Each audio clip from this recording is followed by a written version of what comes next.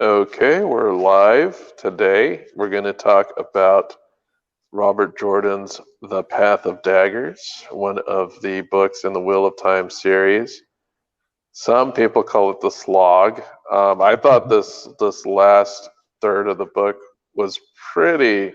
There's like some pretty crazy events that happen, like a couple two that are really notable.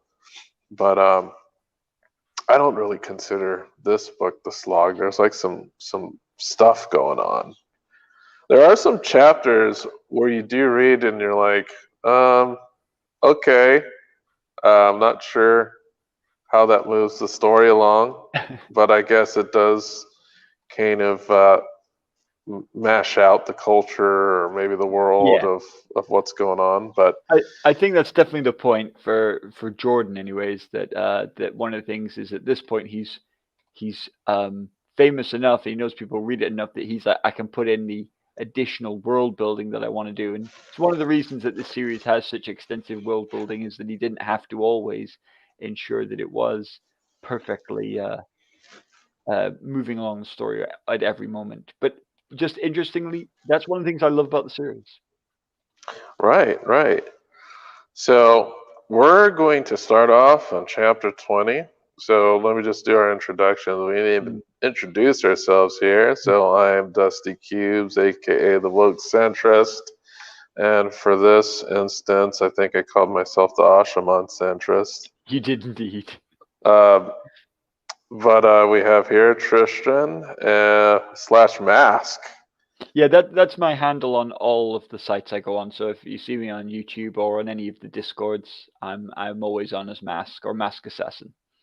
Mask. Okay. And then I assume sometime probably within the next 30 minutes, Andrew Mindgasms Meinzer will pop up here and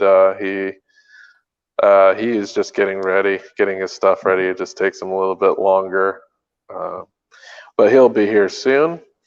But yes, we're going to go ahead and start into the first book, intro or into Andor. So for this is chapter 20 in the Path of Daggers. This is one of the shorter Yeah, Jordan books. So saying that chapter 20 to 31, that's pretty small for a Robert Jordan book. yep. And some of the chapters aren't even the longest, like this one. Right. Some of them are quite short. So into Andor, what this is if we remember, we spoke about how they were escaping the Shan Chan. And when I say we, we're talking about Avienda, Hmm. Elaine, Nynaeve, and the kin, as well as all of the people that the kin had gathered at their farm. So they were being attacked by the Shan Chan, and they used the gateway basically as a nuclear blast. Well, uh, Avienda unwove it, didn't she? right, right. The interesting thing that I had not just thought about actually when it comes to the portal. So this blast, does it occur on both sides of the portal?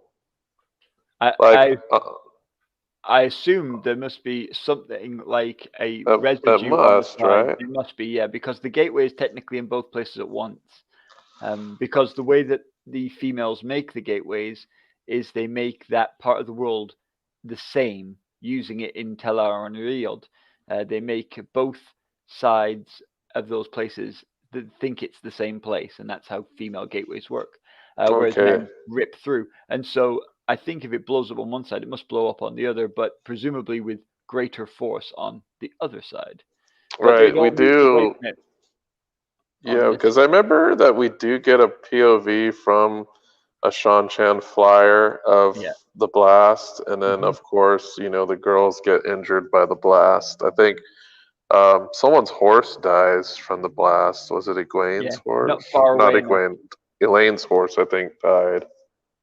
Um, but so now they're on the other side, and they're making their way to Camelin, and it's basically just describing their trip Yeah. to Camelin, and this talks about how Van Deen and Adelius are handling the interrogation of Espan, who is the Black Aja sister that they have captured, and they're not getting anything out of her. So what we know, because we read the series, is that there are oaths that the Black Aja must abide by. So whenever they talk to her to get her to spill her beans, they're just getting nowhere, no matter what. Um, so they think now at this point that there is some type of Black Aja oath that holds them from telling their plans. Because we kind of saw this as well in book 3, was Mm-hmm. it? Yep. When they were interrogating those black sisters in the basement, and one of them was just giving them this total lie, and Mm-hmm. the other one who had been stilled, I think. Yes. Yeah, she was actually telling truthful. She was saying truthful things about their plans, but since they were so different and they were not corroborated, they didn't really believe either. But it showed They them had that some inkling that, yeah, maybe something's going to happen in Terabon, so they did follow up with that. But when they did follow up with that, that was from the black sister who had been stilled. So stealing removes the breaks everything. oaths. Yeah, and that which shows that the oaths are associated with the power.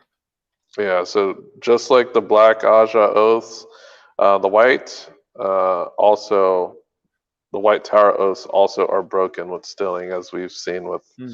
with No, Swan and one and Leanne. Leandra, Leanne, yeah. Um, so yeah, that's basically chapter I 20 in a think nutshell. I Was there think anything just you wanted one to other add? The thing. weather changes? Yeah, just the weather change. And the reason the weather change is important is for books and books and books now. We've had the too hot weather. We've spent books and books and books trying to resolve it. They finally used a bowl of winds. They finally resolve it. And guess what? The Dark One has another curveball. And he immediately turns it now to permanent winter. And it's interesting that I can't think of any other fantasy where it does the winter and the summer. Usually one or the other is the bad one. But like George R. R. Martin, for example, summer's great. It's the winter that's the problem. In Narnia, summer's great. It's the winter that's the problem. But in this one, we have the scorching summer, and now we're going to get the heart of the winter.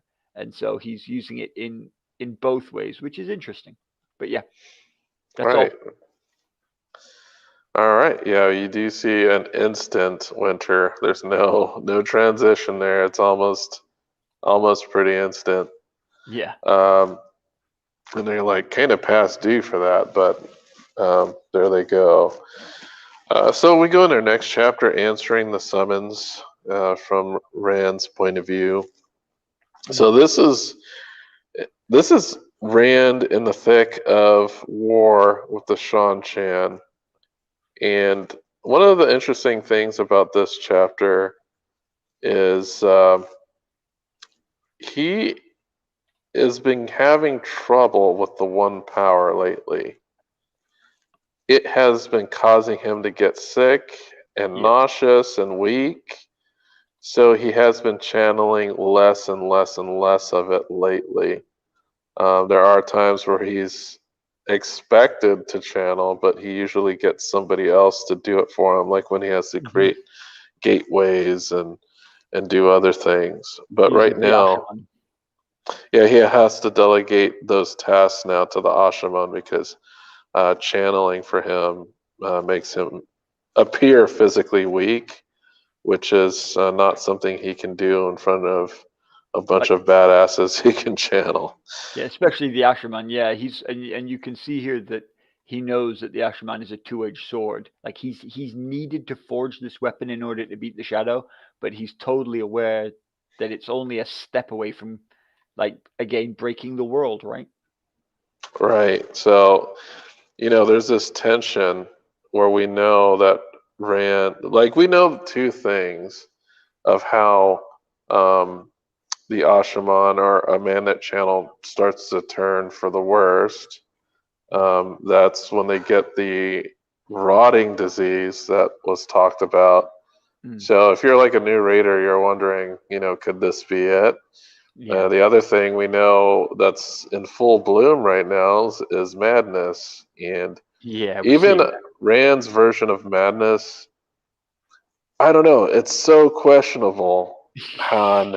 Is it madness or is it something else? It's Yeah, like almost both. It's so strange. yeah, especially because we've known from the very beginning there's been these themes of Luz Theron being reborn and reincarnation is a theme of the books, and so it's like is he mad or is he literally Luz Theron?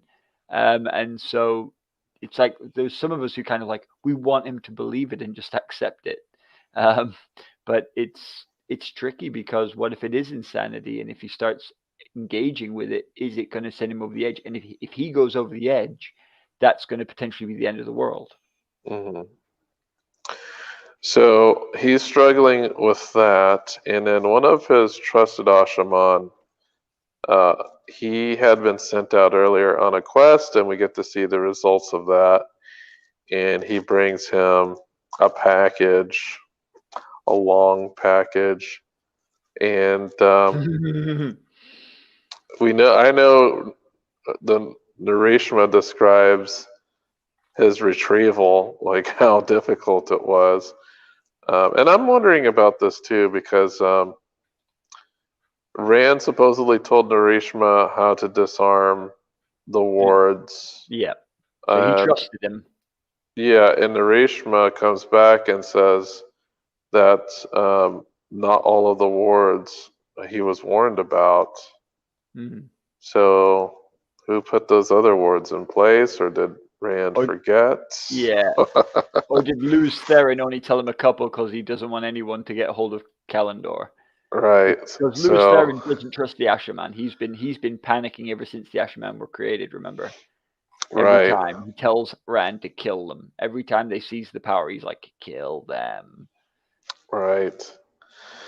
So we also have some troops arrive to help out with the battle.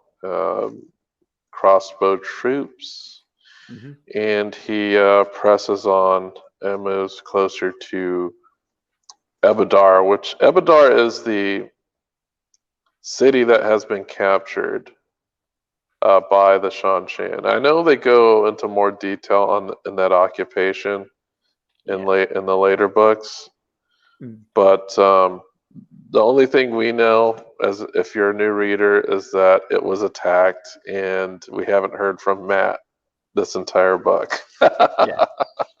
And it's one of the things that people object to, isn't it? They say, book without Matt.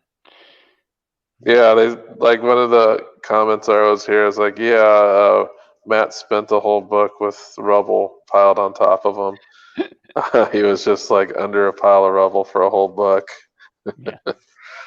Um, so one of the other things I thought was interesting about the assembly of Rand's army is that he puts a bunch of like officers at the front line that he doesn't trust at all. Mm. Oh, yeah. Almost as if he's hoping they'll get killed. That, but I also find that, that could be potentially dangerous, having these untrustworthy people at the vanguard. Mm. Because we have, I think it's a couple of Carrienan. Are they from Carrion? Yeah, I think one's from Tyr as well.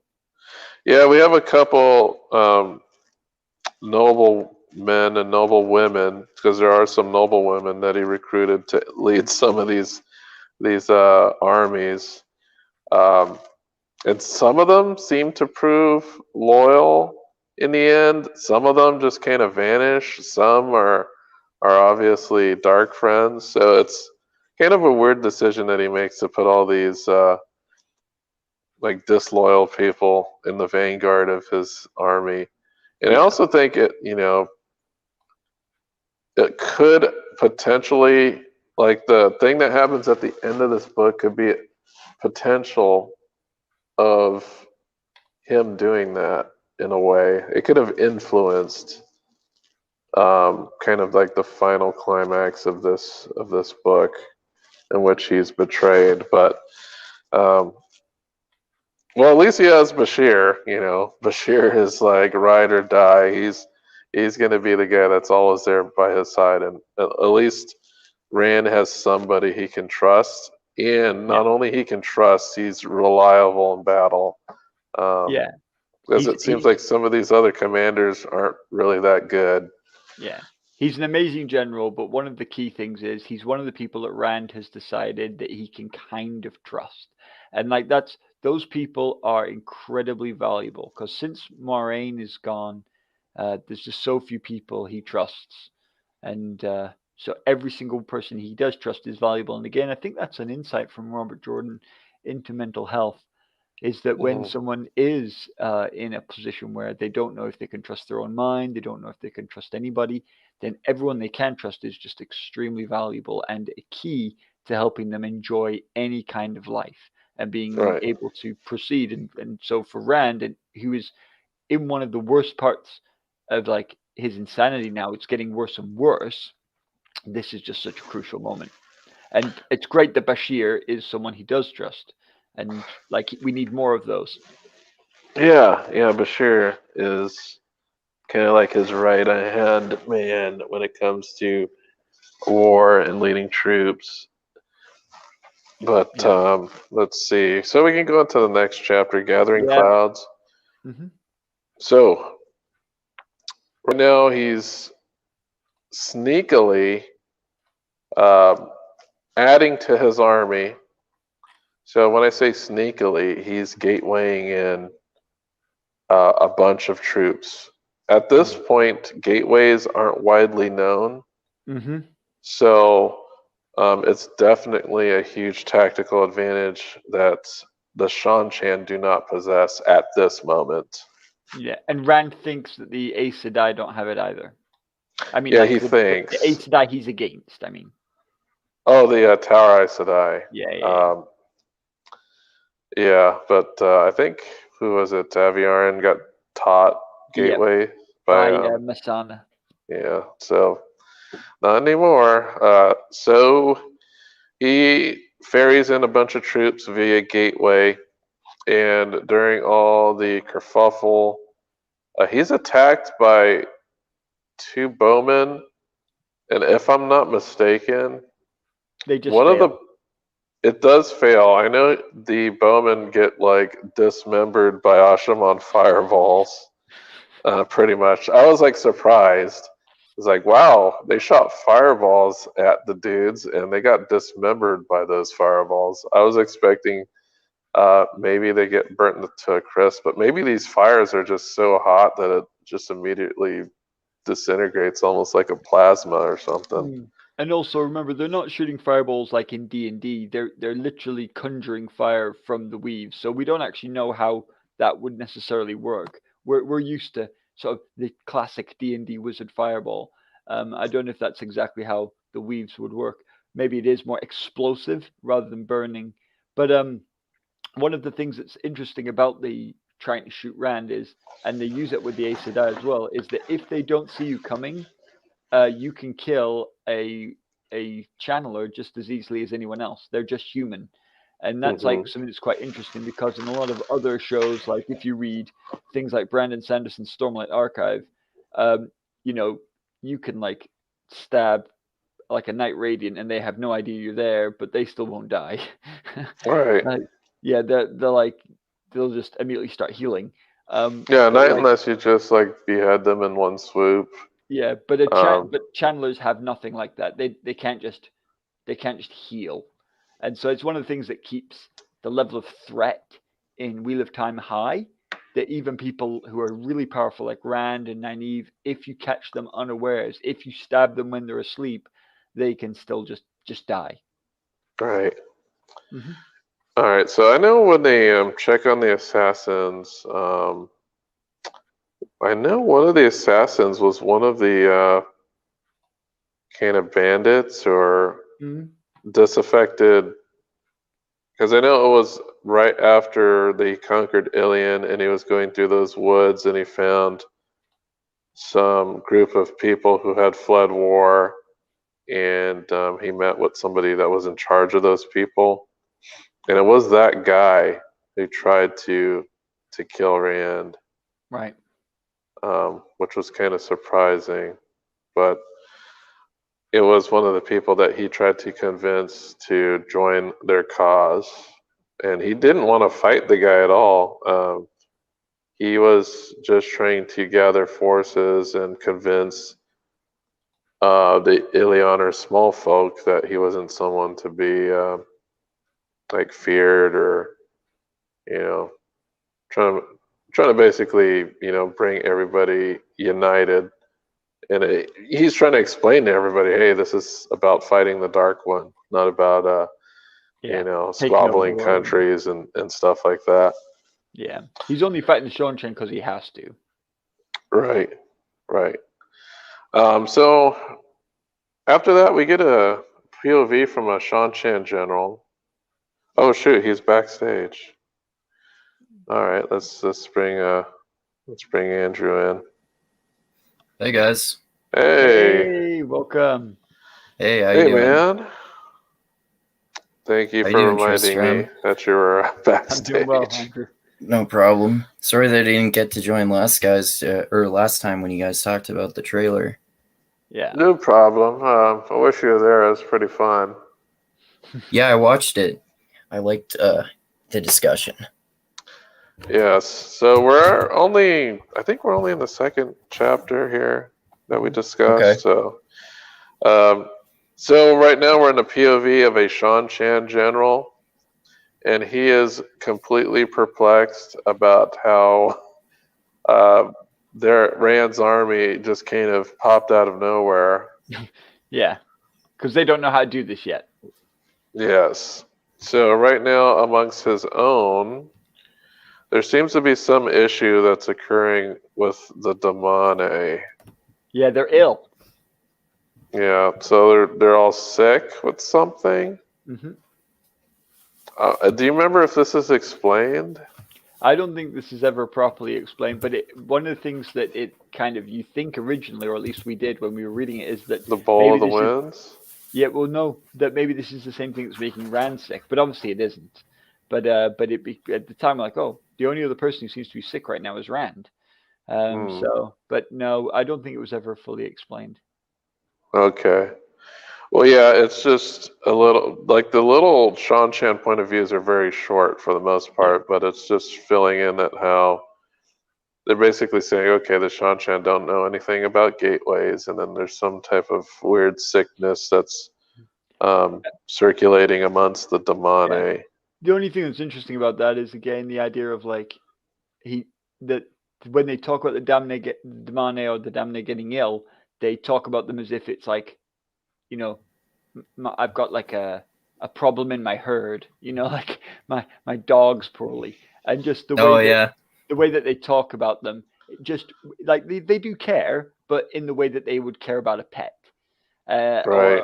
or my guns all need a good cleaning, my tools are a bit messed up, and it's just interesting because he doesn't speak about them in a horrible way, but it's just so different from how you would talk about human beings. And so it's really interesting because it just gives you that insight that they're almost casually callous rather than like deliberately like that. He doesn't hate the Damnate. He doesn't seem to fear them. He's just like, oh dang it, my weapons got mucked up. And it's interesting. I just thought I'd brighten out because I think it's an interesting insight into the character. And again, it's another show don't tell. They don't tell us this is how they feel. It's just the way they are talking and thinking shows us that. Mm-hmm. Right. So the general also remarks that he has less men than Rand's forces, but he feels that since he has the Damane, at least some working, some that are able to work, that it should be no problem. So he's completely unaware that Rand has his own channeling army. Yeah. Because they think the Aes Sedai will not go into war. Like they know firsthand that the Aes Sedai are useless in battle. Like absolutely. So he knows, okay, well, if they do have channelers, they They're can't not fight. battle channelers, yeah. Little So, does he know that's all the Asherman can do. yeah, he doesn't know yet. They will find out, but even then, the battle don't go quite as smoothly as you'd think they go. Yeah. But so next chapter is Fog of War, Storm of Battle, chapter 23. So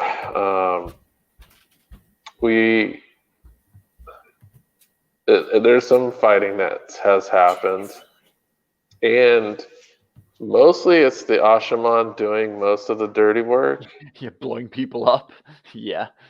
Yeah, and Rand cannot participate because of the issues he's been having with channeling. But he's trying to hide that, so he doesn't explain that. He just goes, "You do it." Trying He's to embarrassed hide about. Well, He's embarrassed about his performance issues. Yeah, mainly because he's afraid that his deputies might kill him if they realize he's weak. Yes, it's almost like there's like some type of weird Sith relationship. Either that, or he's afraid that, Taim might be trying to manipulate stuff behind the scenes, because he doesn't trust Taim at all. No, he doesn't trust hardly anybody, but especially not him. So we get the aftermath. They capture some Damanes, and they're like freaking out because their Soldams are dead. And they also capture a bunch of soldiers as well. So they do well in this first battle, and it's pretty easy going, because this first battle they had the upper hand for having superior forces, and they had a bunch of Ashaman who they did not know about. So we get a quick POV from the Shanshan side, and they just comment how most of their forces were defeated, and the Shanshan actually only had 2 working Damane. He was like, he couldn't believe that they were defeated. No. And but he's realized now what these new channelers are like. Yeah, he knows what these new channels are like. He's still wondering about how they seemingly blinked into existence without the scouts finding them. And he's really, really upset because he thinks that the scouts performed poorly. But it was Weirman who performed poorly. and that the scouts performed poorly, and he kind of blames them for not adequately finding these forces. He does retreat, which is okay. So one thing about the Shanshan army is that they are called the Ever Victorious Army. Mm-hmm. So retreating is especially shameful for them. I believe this is like their first. This is not the first battle that they lost, because if we think about the book two they lost as well. But was book two? They called it like a certain group of. Yeah, that was the Forerunners. Yeah, so they're not like the official like stormtroops. They're just the kind of like the initial exploratory force to check things out. But this second force here in Ebadar is supposed to be like the best of the best. Yeah, it's the army that's conquered the other continent, isn't it? Basically, in its entirety. But this isn't the whole Ever Victorious Army. This is one portion of it that got beaten in a minor engagement. Right. So he retreats in shame. Yeah. And we go back to Rand point of view. and he's just going over how the battle went, and there's like an interesting conversation between Deshiva and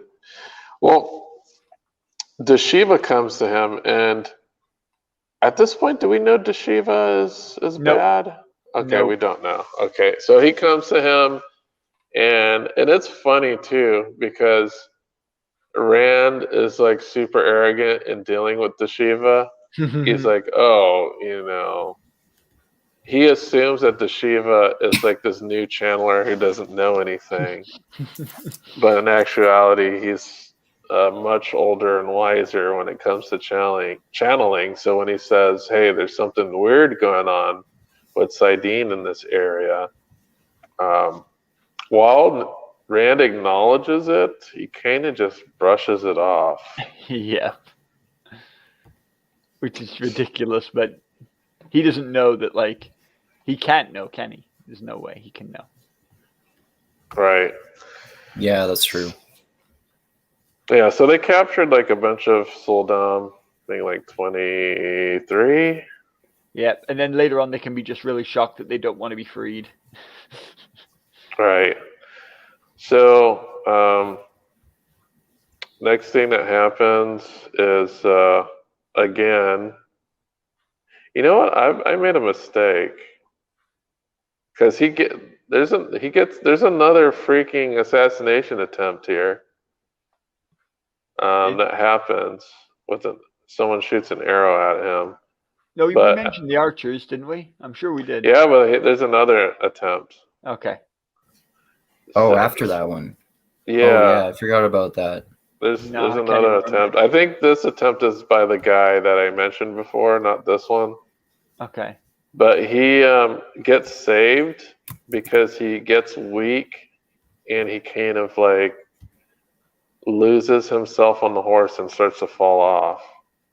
So he like misses by luck. Yeah. So the arrow ends up getting him in the arm instead of probably in the chest. So he was saved by his Tavernness. Yeah. Yep, Tavernness. So even when he's sick, it's in his favor. Actually, you know what? This wasn't an assassination attempt. I don't remember if it was or wasn't, but what I do know is that Waramon was not doing his job, and Shan Chen got through from the flank. Yeah, so the place where he expects to be safe is not safe because he's a useless general. So I don't know if that's Waramon doing this on purpose to get to Rand. I don't think at this point we know Waramon is dark. We just know, but we know he's against Rand because one of the reasons Rand chose him to be close to him is because he knows he can't trust him. Right. So I guess it's up in the air whether this is incompetence or if this is him trying to do something for the Dark One. Agreed. We just don't know. It could be either or. He's definitely anti-Rand. He's been anti-Rand since the beginning. He's always wanted to have power in Tyr, and Rand is not helping him do that. Right. He's always the one that wants to charge in and do bullheaded things in battle. So, but anyway, one of the untrustworthy, and I'm putting this in air quotes, generals, Anayela, I think she's a Carianan general who was not trustworthy. She actually ends up saving the day here. So she fights those forces that attacks the flanks, and then, of course, Bashir shows up in the end and just lays waste to the rest of the Shanchan that were attacking there. But there's going to be a lot of like fighting and maneuvering and stuff in these last few chapters here. So we can go ahead and get into the next chapter. It's called A Time for Iron. That's chapter 24. And if I can get to it, that'd be great. Okay, so it's going to be from Another perspective of a Shan Chan general. Basically, we're going to see a lot of back and forth of Shan Chan and Rand's forces, like their different perspectives. Yeah, yeah. Yeah, in this case, he's not actually a general on the front lines. He's just receiving reports from the front lines, and basically he's seen that his forces are getting defeated, Hmm. and he's completely confused about it. But Yeah, one of because the characters, they've yeah, been winning. They've been winning so easily, right? right. And Yeah. then while he's in his tent, in comes a character that we known about since Yep. what, book 2 Yeah. or book, yeah. No, well, she was not on screen until I think book 5. But yeah, Really? we only hear about High Lady Suroth as a person that is giving orders from somewhere in Zhongshan until the actual return arrive. Okay, so I thought High Lady Suroth was in the meet and when Leandrin was handing over the girls. Wasn't Suroth there? No, I think that was just the return. But I think she comes with the return. But anyway, just carry on. Okay, so Suroth shows up. She's this lady with what, Oh yeah, like a it does. mohawk? No, I just checked, and it does say that she does appear with the return. She just must escape because the return gets slaughtered, but she doesn't. So yep, you were right. Okay, yeah, I thought she was the one, like the first ever, of the blood that we've met, and she met with Leandrin, and I remember she wanted to enslave Leandrin. And now she has. Yeah, Because so we see her turn up with Leandrin as a Dakoval. right, so so basically, yes, this chapter is explaining that Leandrin is now a slave. Yeah.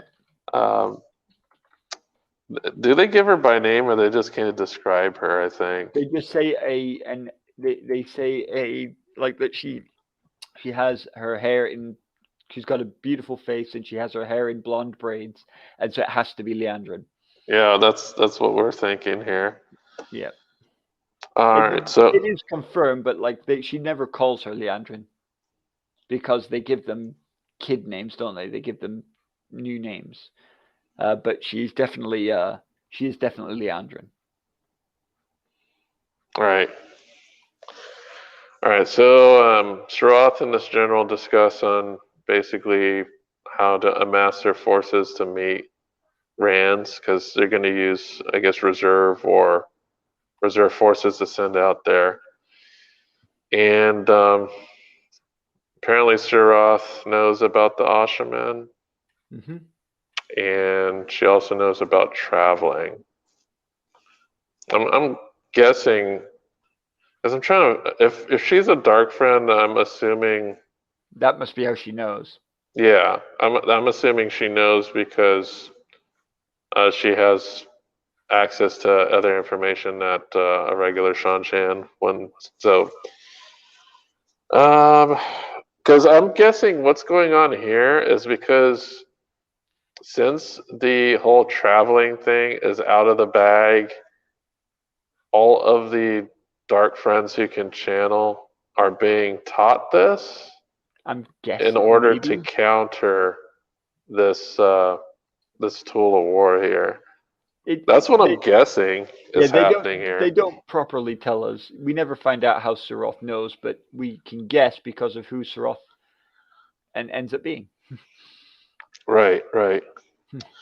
So, yeah, after that, they basically he wants to have a larger force, and she allows that larger force to go out there, but she doesn't want him to squander that force and fail. So we go back to Rand, and he's driving against the Shanshan with all his trusty Ashamen, and they're basically moving the army. So they're creating gateways to move the army up forward to meet the Shanshan, and they're being told that there are 50,000 Shanshan there, which is way more than they were expecting. Because the force that they fought previously was, I believe, like 2,300 or so. So they had almost twice as many people. So that's why it was such an easy victory for them. Well, Rand has some type of plan, and he says he wants everybody to stick to it. And he says that even the remaining Shanshan are still not enough for them to be defeated. So he sends all the lords out, the nobles, all the ones he thinks are not trustworthy out, and I know that Bashir. I'm not sure if Bashir is involved with the untrustworthy nobles, but he's definitely riding with them. Yeah, but a whole bunch of people, a whole bunch of nobles with their little armies in his kind of UN force, I guess you want to call it, they get sent forward to deal with the Shanshan. And I know there's like one group called the Legion of the Dragon. I'm not really super familiar with that group. Do you know more about them? There's a couple of people who go under the name of the Dragon. So there's the Asri Arman among the Aiel who take the Dragon headband. There's the Legion of the Dragon, which is Rand's non-Asherman, like super troops, and so they are considered under, but they're not under Andor or under Karhain. So they're mainly refugees, but they're armed because of Matt. They're all armed with the new crossbows, so they're like not super trained, but they're for an army that has so little military training. They're remarkably effective because of what Matt has done to them. And later on, Matt expands and uses them with the Band of the Red Hand and gives them guns. Right. So, but right now it's crossbows that's making them effective. All right. So I think I mentioned that one conversation about Narashma and Rand that actually occurs right here. Yep. Where they talk about how the Source is acting strange. One thing that does happen is I remember Randus mentions that he wished Harold Fell was around. Yeah, I love him. Because he'd be able to probably explain those types of things. Harold Fell, the philosopher, who Min seems to now love to read his writings. And he was killed by the dark side, so we know that he understood more than maybe many people did. Right. So next we get just like a really quick Shanshan POV. Not important. Not really important. It just talks about scout reports and positioning of armies and stuff like that. No big deal. We get something for Bartome. So Bartome, he is one of the untrustworthies, right? Yeah. Okay, this is one of like a million characters that I don't remember. So who's Bartome? Bartome is like an untrustworthy Carianan noble. Yeah. Who, do you remember Colavir? He's related to vaguely, her. yeah. So Colavir was the noble woman who, while Rand was gone for Carrion, she attempted to grab power, and Rand banished her to a farm, and instead of accepting that banishment, she hung herself. Oh, okay, yeah.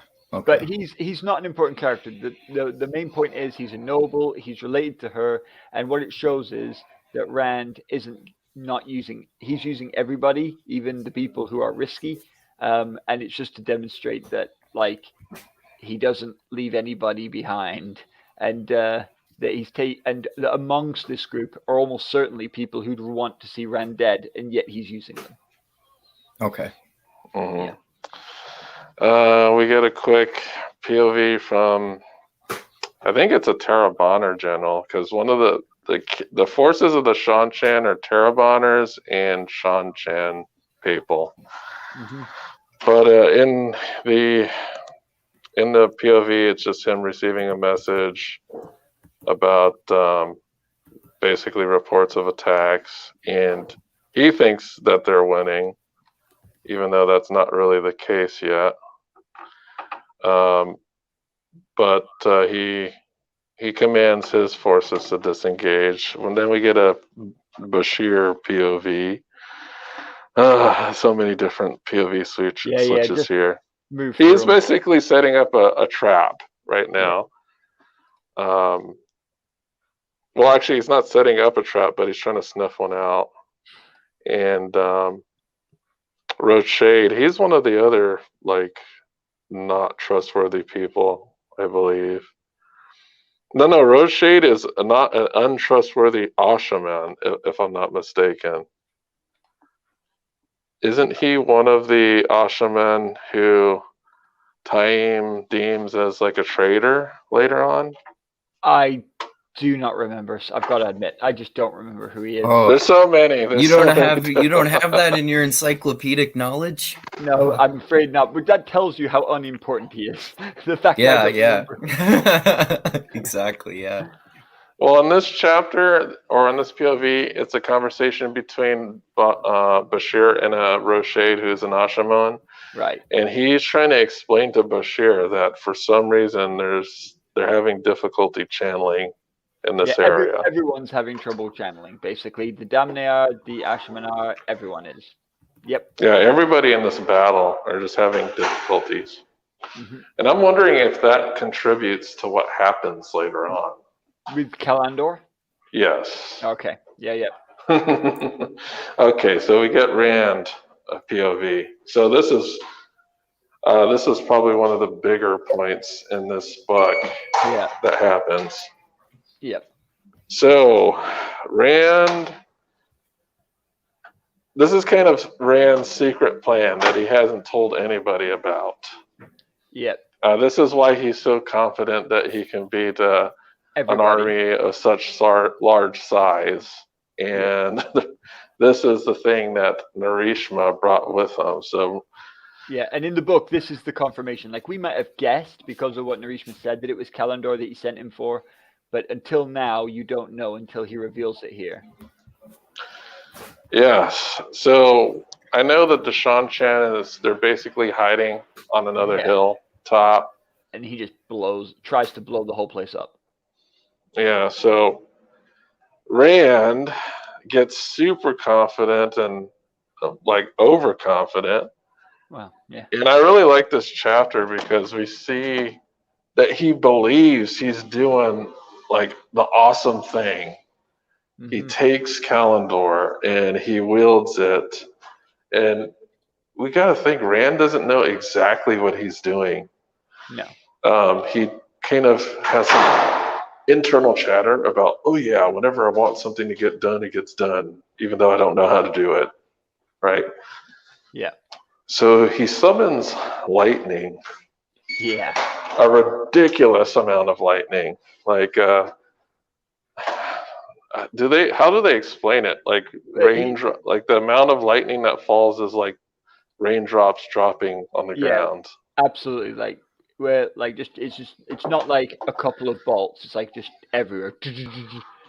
I almost imagine it like peppering the ground but instead of with literally cords of rain, it's bolts of lightning. So he's not just like hitting them with a strike, he is bombarding the entire area.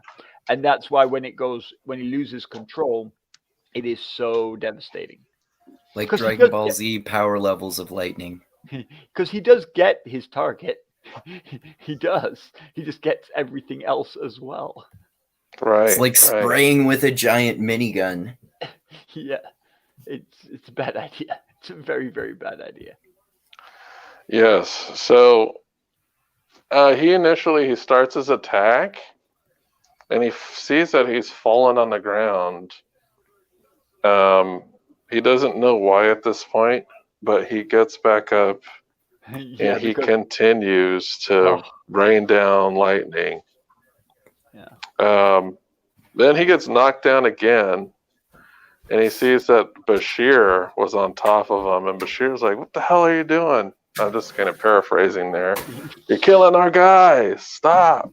You're killing us, man!" I think that's the quote. "You're killing us." So this kind of snaps Rand back into reality, and you see Oh, there his goes own. Rabbity. You see symbols. There are a bunch of dead people around him, and I believe he killed some Ashaman with that attack as well, if I'm not mistaken. He blew up all sorts of his own people on his own side. And one of the things that's interesting, I think, here is it shows just how on edge he is. It shows us some of the weakness of Kalandor and the flaw. And most importantly, it shows us that actually, look how easily Bashir took him down. So if Bashir was a bad guy, like this is like the true confirmation that Bashir is definitely not evil.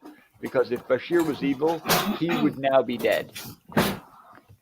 Okay, yeah, so here's an interesting thing also. So Rand sees the destruction he caused on his own people, and he sees this as a major defeat. Yeah. And he retreats with his forces. Interesting part.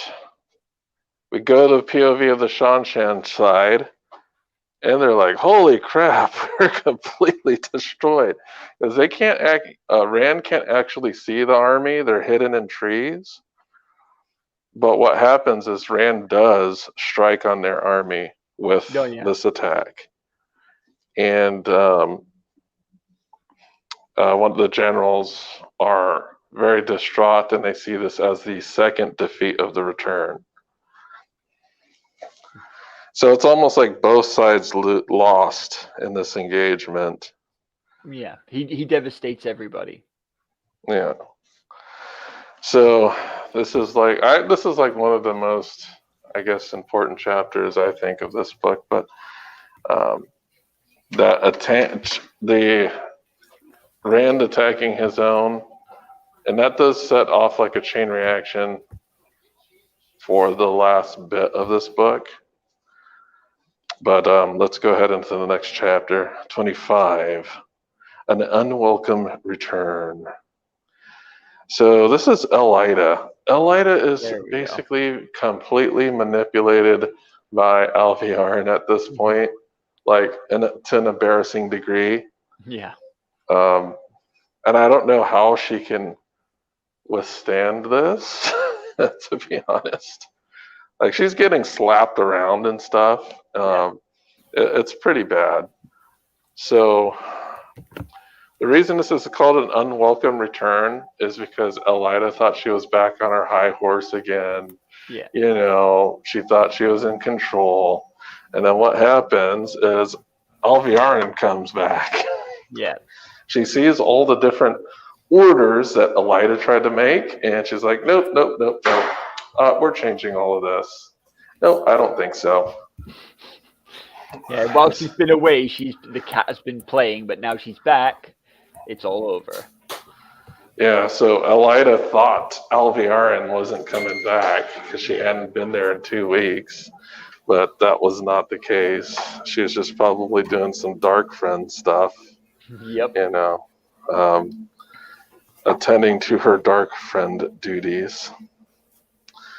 But yeah, so Alviarin comes back and strikes down all of her recent orders. I think she slaps Elida around for a little bit. Yeah.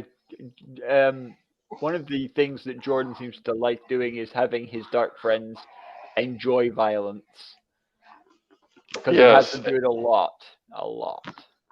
And another weird and hilarious thing is Alviarin has Elida visit the mistress of novices This just seems completely like, what is the mistress of novices thinking? Like, Yeah. Elida coming in for a punishment? And The she the could have Armelin? refused. If she'd refused, then it would have been like, it would have like maybe forced it all out, but she doesn't. And so, you know, that Right. that was the chance for someone to kind of maybe force it out into the open, but of course no one does, and so it just maintains it. It's another point that Alviron's doing this obviously on purpose, specifically so that there's no way this is going to be kept purely secret. Even if they try and keep it secret, it's not going to get secret. So she wants to make sure that basically Elida can never ever truly be free, because her reputation will be destroyed. Right. Mm-hmm. So, and of course, this is Elida's point of view. So she's hoping that one day Alviarin will be rooted out and discovered for who she is. And we know she has a task force working on that. I think there's a chapter coming up that talks about that. But point of view, we need to switch to Alviarin. So she goes and she meets with Masana, one of the Forsaken. And Alviarin is really ambitious and she wants to completely get rid of Elida so that she could be the Armelin. But Masana kind of rejects that idea.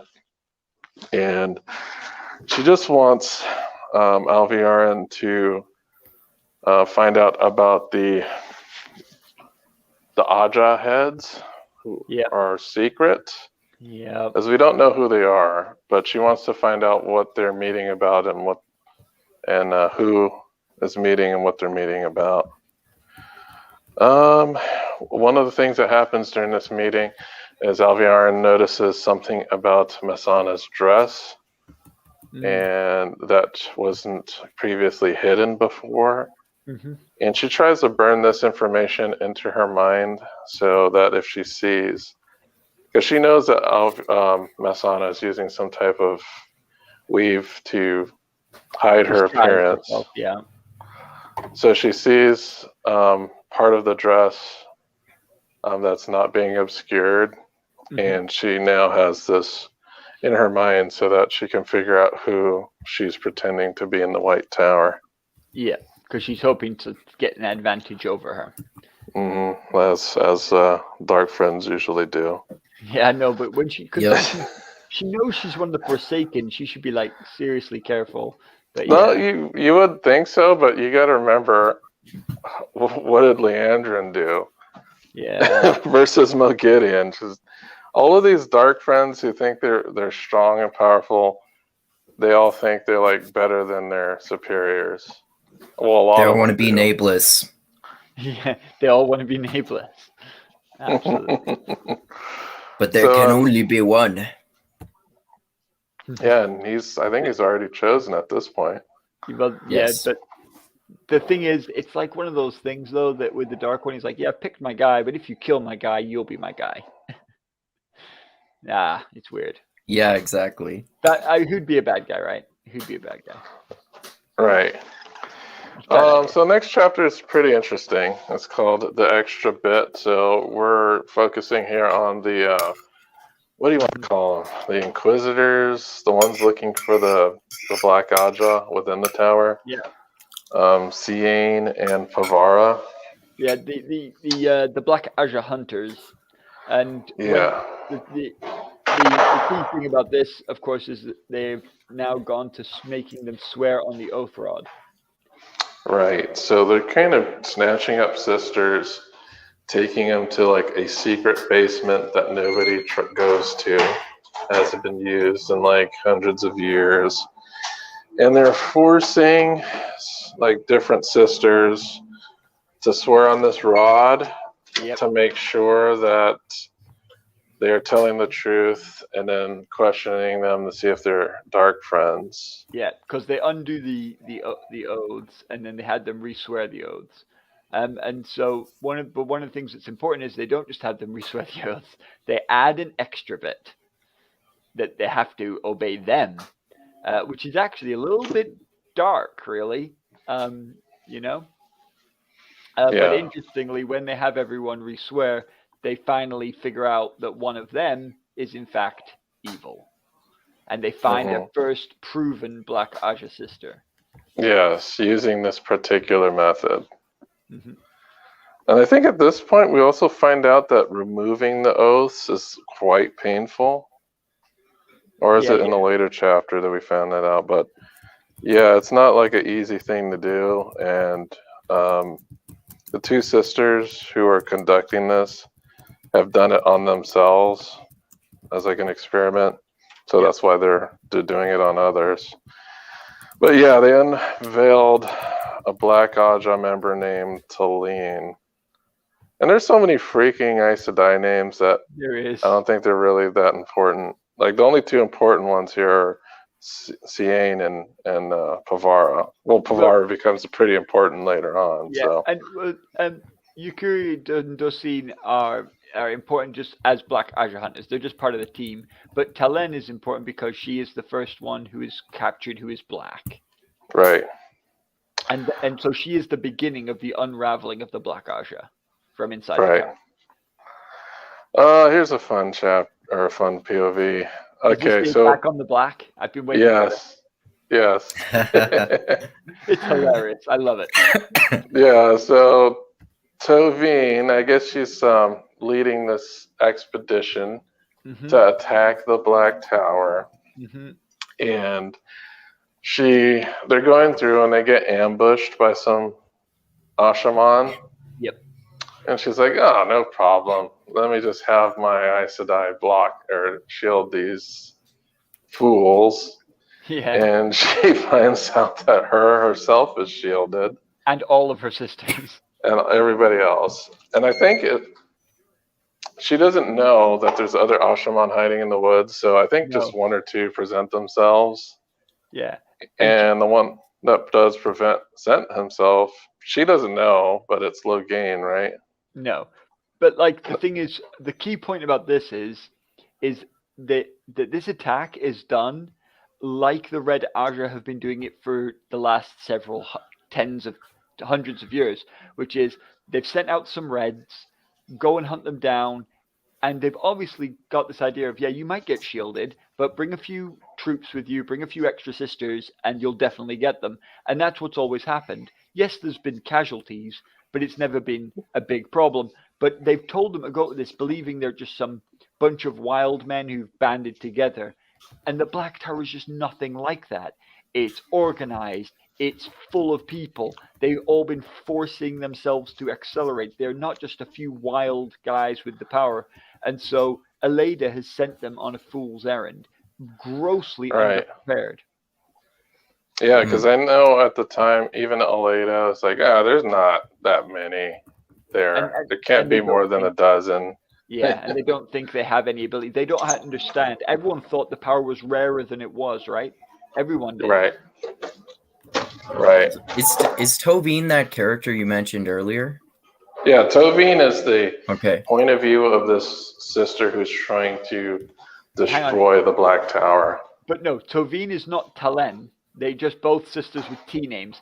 Talen is in the White Tower. She's Black Aja and has just been uncovered. Tovine Ghazal is a Red Aja sitter who has been sent by Aleida months ago to go and get the tower. She's been traveling overland with about 50 sisters, I want to say, maybe less, and to attack the Black Tower. So this chapter is in two halves. One is the Black Aja hunters discovering Talen. One is Tovine leading an attack that now completely fails. I think it's funny, like how the Black Tower is taught to bond. Aes Sedai. No, I think it's because a few of the men, like almost taking wives, right? Yeah. So they discovered, because no one taught them how to bond warders. They did it naturally. So obviously they were kissing their wives, and they thought, there's something I can do here with the power, and then they did it, and it became that bond. So, okay. Because no one taught them how to bond warders, because no one thought you could bond a female warder. Okay, so that's why they're kissing women. Yeah. To bond them. Okay, Yeah. it makes a lot more sense now. Yeah. Because I we thought actually it was find just out something. I several just things. thought it was something perverted that Time was trying to teach them. What? No, because it definitely seems, because it mentions early on in the Black Tower chapters, back when he was first founding it, that many of their families came with them. Okay. And one of the things that's interesting about that is obviously that's very different from the White Tower, right? Who are like, you must leave your family. You cannot have any physical relationships. And the Black Tower is doing it all differently. The White Tower says, be really careful. You can only go super slow, rigid structure. The Black Tower is like, if you can blow stuff up, blow stuff up. And it's just what Jordan's showing here is that there's an absolutely, the Black Tower is opposed to the White Tower in all its techniques, in all of its approaches. Yeah. Which is why she's discovering new stuff. Yeah, so they got completely overwhelmed and pretty quickly. And that's funny too, because as she saw that she was failing like completely, she ordered everybody to retreat. And if I'm not mistaken, she was horsebound and she wasn't really watching what she was doing, and she got smacked off of a horse by a branch, what she thought was a branch. Yeah, But what it was power. just someone using the one power to snatch her off a horse. Yeah, and the thing is that, like, the reason is if she thinks there's like two of them, she's like, okay, they've shielded me, so we all run away. Our regular guards attack, and we'll take them down. Because she's a Red Archer. She's trained to take these people down. But then she misunderstands that there's not 3 or 4 guys here. There's 100. And yeah, that's what. Because she's like, oh yeah, man, if they can't see it, they won't be able to affect it. So let's get out of here. Men channelers, they don't know how to channel all that great. Let's just ride out of here so they can't see us, and then we'll attack them. But yeah, she of course completely underestimated their abilities, and she got captured. We can go into the next chapter, the bargain. And this is from Min's perspective. So Min's been brushing up on her philosophy. Yep. She's been basically becoming Andrew in some respects. She's reading Harold Fell's books. And so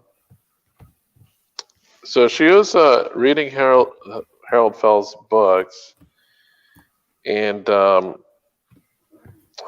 was going on here? Like, go ahead. Just to quickly explain why she's reading them. Like, when Harold Fell died, he had told her he'd found something, and he left her like a note. And he also said that she couldn't hang around anymore because she was distracted because she was too pretty, which she liked, and she keeps that note. So what she's trying to do is she's trying to find for Rand what Harold Fell found, because he thought he'd found something that might be a secret to winning the last fight. And so, like, she's not just reading because she's interested, she's reading because she believes there is a secret that he already found, and she's trying to find the same thing. Okay, so she's just really just trying to be useful and helpful for Rand. To Rand. Well, yeah, absolutely. Okay. So yeah, you get to see like some, romantic moments. Rand uses the power to float her over and gives her a kiss. And we got some. He's in the Sun Palace, so he's in Carrion. Yeah. And Dobrain, which is one of the highest level Carrion generals, comes and fills them in and lets them know that they lost track of the traitors. Torum Riatan? Yeah, Torum and Padon Fane. So if you remember in the last book, he had confronted the band of lords that were contesting the throne, and they had set up some type of camp outside of the city. Yeah, and he let them live. Yeah, I know. Who's that character you just mentioned other than Padon Fane? Toram. Yeah. Yeah, Toram Riatan he's a Carrion noble who believes he has the right to the throne, so he's contesting. Well, yeah, he's related to the former king. So he does have like a legitimate claim. He's not like a crazy person. Yeah, he does have a legitimate claim. Yeah. But he's also going up against Rand. So it's not really who has a legitimate claim anymore. Even though Rand is trying to honor some of that, he tries to honor that with the Lion Throne at least. One of the things that's different about this guy, though, is that he's a rebel that you can potentially like approve of a little bit. Like he has some points that like, oh, you do have some issues. But the problem with him is he's been hanging out with Pot on Fane. And Fane's corrupting him. Right. And the other, I would say, more respectable nobles who are also on that side are Caroline Damodred and Darlin, who we did get to see their perspectives, and they don't seem to be bad people. No. So they were like the first rebels that they met when they were looking for this rebel camp, and he talked to them, and they already knew who he was, but they didn't make a big stink out of it. Because Caroline Damodred knew he was Rand, and she actually played the part of, hey, this is my country bumpkin, like second or third cousin from wherever. He's just here to check things out, knowing full well that it was Randolph's war. Yeah. So, and I believe, she doesn't want things to come to bloodshed, but anyway, Toram and Pot on Fane are nowhere to be seen, and that Caroline and Darlin are actually they're staying with Cadswain or something like that. So, and we know Cadswain's doing some strange stuff behind the scenes as well, because she was at that camp. Mm-hmm. Right. So she has her own manipulations, but it's right now at the reader's point. If you're the first reader's perspective, like Cadswain is completely suspect right now. Oh, absolutely. Yeah. So now what we know is that Cadswain went to Farmatting, and Farmatting becomes like in a later book, it becomes like a focal point of some drama. But anyway, what the hell? I think I got lost here. Well, yeah. Oh, here we go. Yeah. So there's a viewing. Yeah. That Min has, and this is one that she had previously. That Caroline and Darlin will marry? Yeah, they're going to get married. She also knows when he's going to die, and she also knows that he becomes king. So he'll be a king somewhere. Somewhere. We don't know where, but he's going to become a king of some place. Which pretty much means that until he does, he is immortal in these books. Right. Next thing that happens is we get a couple of the bargain itself, right? Yeah. So a couple of the Aes Sedai come in and they talk about the bargain they made with the head sea folk, and once it's revealed, Rand splits his wig. I think the thing that bothers Rand the most is that a sea folk ambassador gets assigned to him and has to be with him at all times. And at first, Rand pretty much berates them for giving them such a poor deal. But he should have made the deal. Yeah. And he didn't make it. So, yeah. Yeah, he let others delegate the task. And this is at the time where Rand's relationship with Aes Sedai is in question. Yep. So the deal didn't go as well as it could have been, but he ultimately accepts the deal. Yeah, the key thing is he didn't just let them do it, he made them do it. He could have done Right. it, and he's like, no, I'm not doing this. You do it. And Right. so And he's right. They're right. What I'm saying is this is one of those times they're absolutely right to call Rand on his crap. He made Yeah. a 17-year-old boy's decision. I just want to win. I don't want to actually do the hard work. I don't want to do the talking. That's boring. You do it.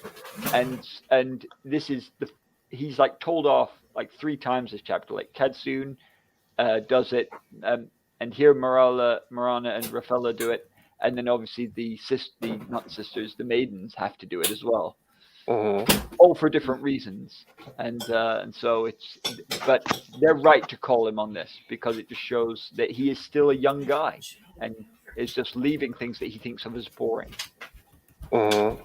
Yeah.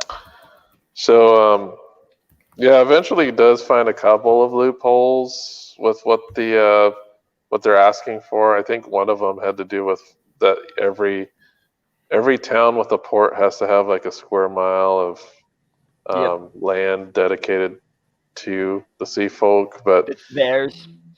that's theirs. But Rand's like, well, they never said that it had to be close to the water.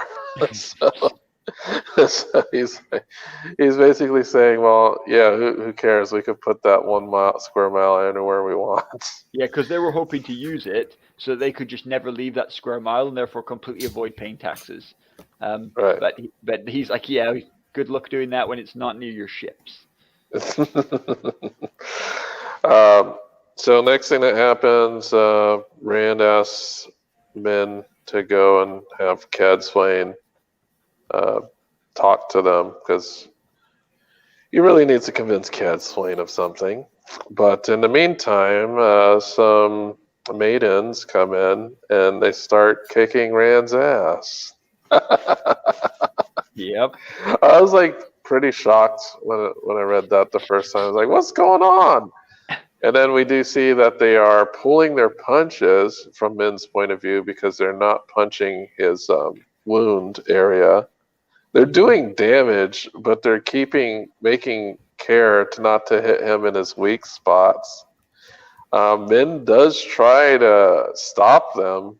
She even takes a dagger out and rushes them. And I think one of the maidens like kicks her in the stomach. And deals with her so easily. Yeah, it kicks the wind out of her. So after they beat the hell out of Rand, they explain why they beat the hell out of Rand, which is he went off to Shan-Chan without them. And this better be, well, not to Shan-Chan, but to fight the Shan-Chan without them. And that he's basically dishonored them by not having them with him. And this is going to be the last. Well, they didn't say it's going to be the last time, but if he did it again, they'd be a much worse beating. So that's pretty much it. I know after he gets beat, one of Cadsuane's flunkies comes in and tells Rand that she's not coming and that she's busy like doing some knitting or something, which is super offensive. You know, you have the Dragon Reborn here requesting her to have an audience, and she's basically saying, oh, I have something better to do. I'm knitting right now. So, of course, that pisses Rand off royally. Which is what she meant it to do. Yeah, it's definitely... She might not even be knitting, but it's meant to rile him up. Yeah. So next scene, we get the Rand al'Thor POV, and he's recovering from his beating, and is asking for he's asking Min to gather an escort to try to impress Cadsuane with all his powers. But of course, you know, that's not going to really impress her. But yeah, it has no effect. So what Rand knows at this time, and this is a viewing that Min has given Rand, is that he needs Cadswain by his side in order to succeed. Yeah. So his whole purpose with this meeting is he's asking her to be his advisor, aka what Moraine's job was before she vanished. She has like a bunch of conditions that he wants him to meet, like a bunch of different little rules. Basically, I know it's for him to not, be an ass, be civil. And we do see that Rand does have sometimes a bit of an issue controlling his anger. Yeah, he's only like a very new adult. He isn't like, he hasn't been balanced by life yet. And he's got too much power too soon. So yeah. Right. So yeah, she gives him some information, specifically about Kalendor.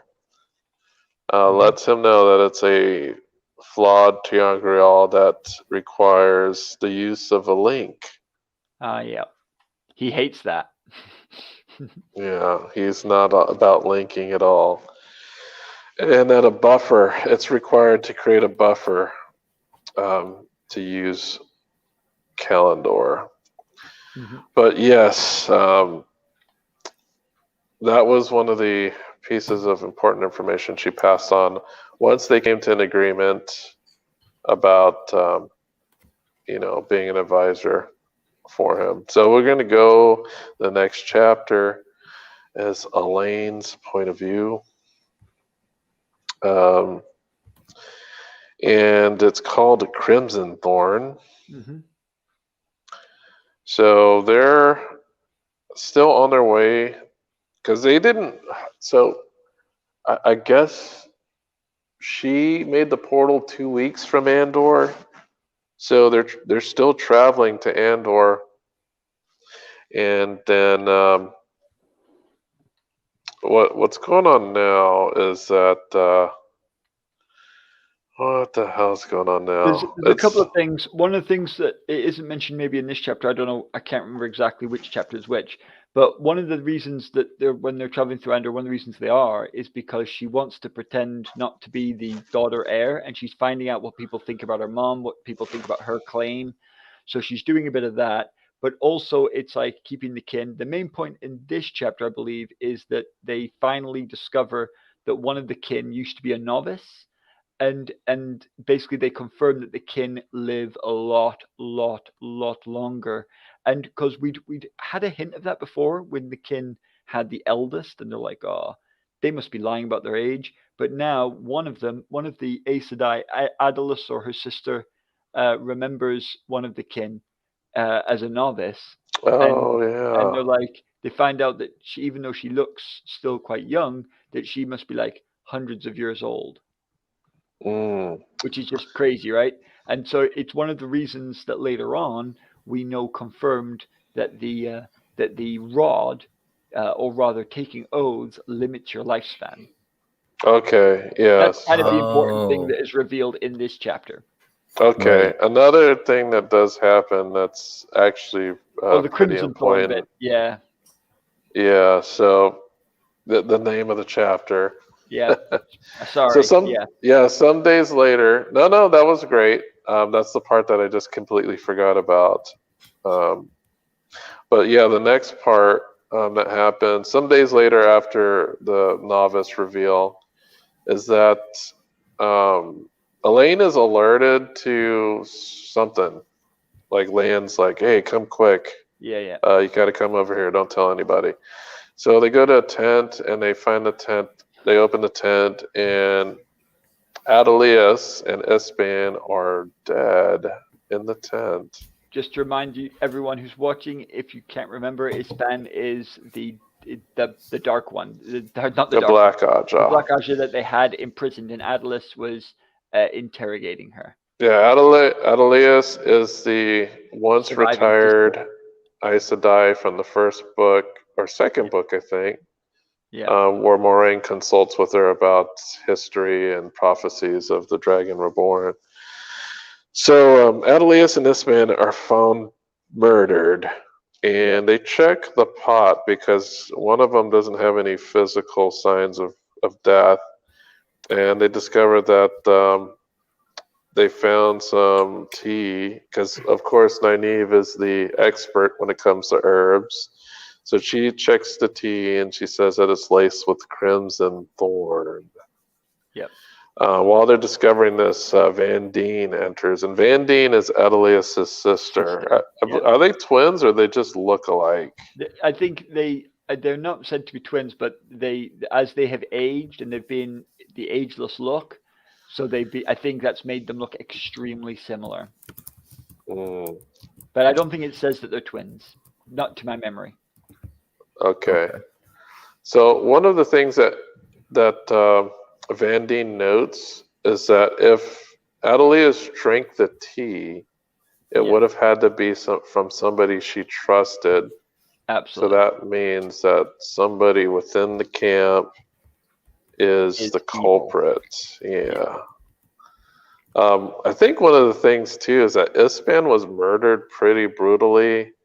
I think she was like stabbed in the chest or something, but it was done in a really weird and slow way. Yeah, there's like a lot of blood, and like she was brutally murdered while Adelius was like killed by the tea. Yeah, she was killed by the tea. Crimson thorn, poison. So next thing that happens is they finally get to Camelin, and Elaine marches up to the gates and announces, she makes like a proclamation, and they let her in. Mm-hmm. And the city's still under Rand's control, so there's like Aiel and patrolling the town and everything. So she's safe to enter. She goes to the throne room, and when she's in the throne room, Dylan. This is pretty funny. I like. I love it. Dylan's great. Yeah. So they walk into there. They have a discussion, and Elaine is wondering, like, how this whole secession thing's going to happen. So it's almost like Dylan is like a spy master. So she gets all this info on all the different houses, and she's like, yeah, there's these 3 weak houses that you're not going to have a problem with. The problem is like the rest of the houses, and they're all going to choose a single person to represent them.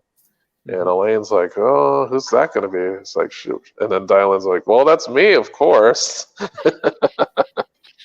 So that's why you don't have to worry about that.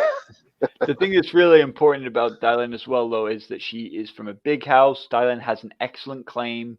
And one of the important things as well is, one of the things I think that's really crucial about this is when Elaine declares herself, Dylan's like, who are you declaring for? Like, are you declaring to be the puppet of the dragon?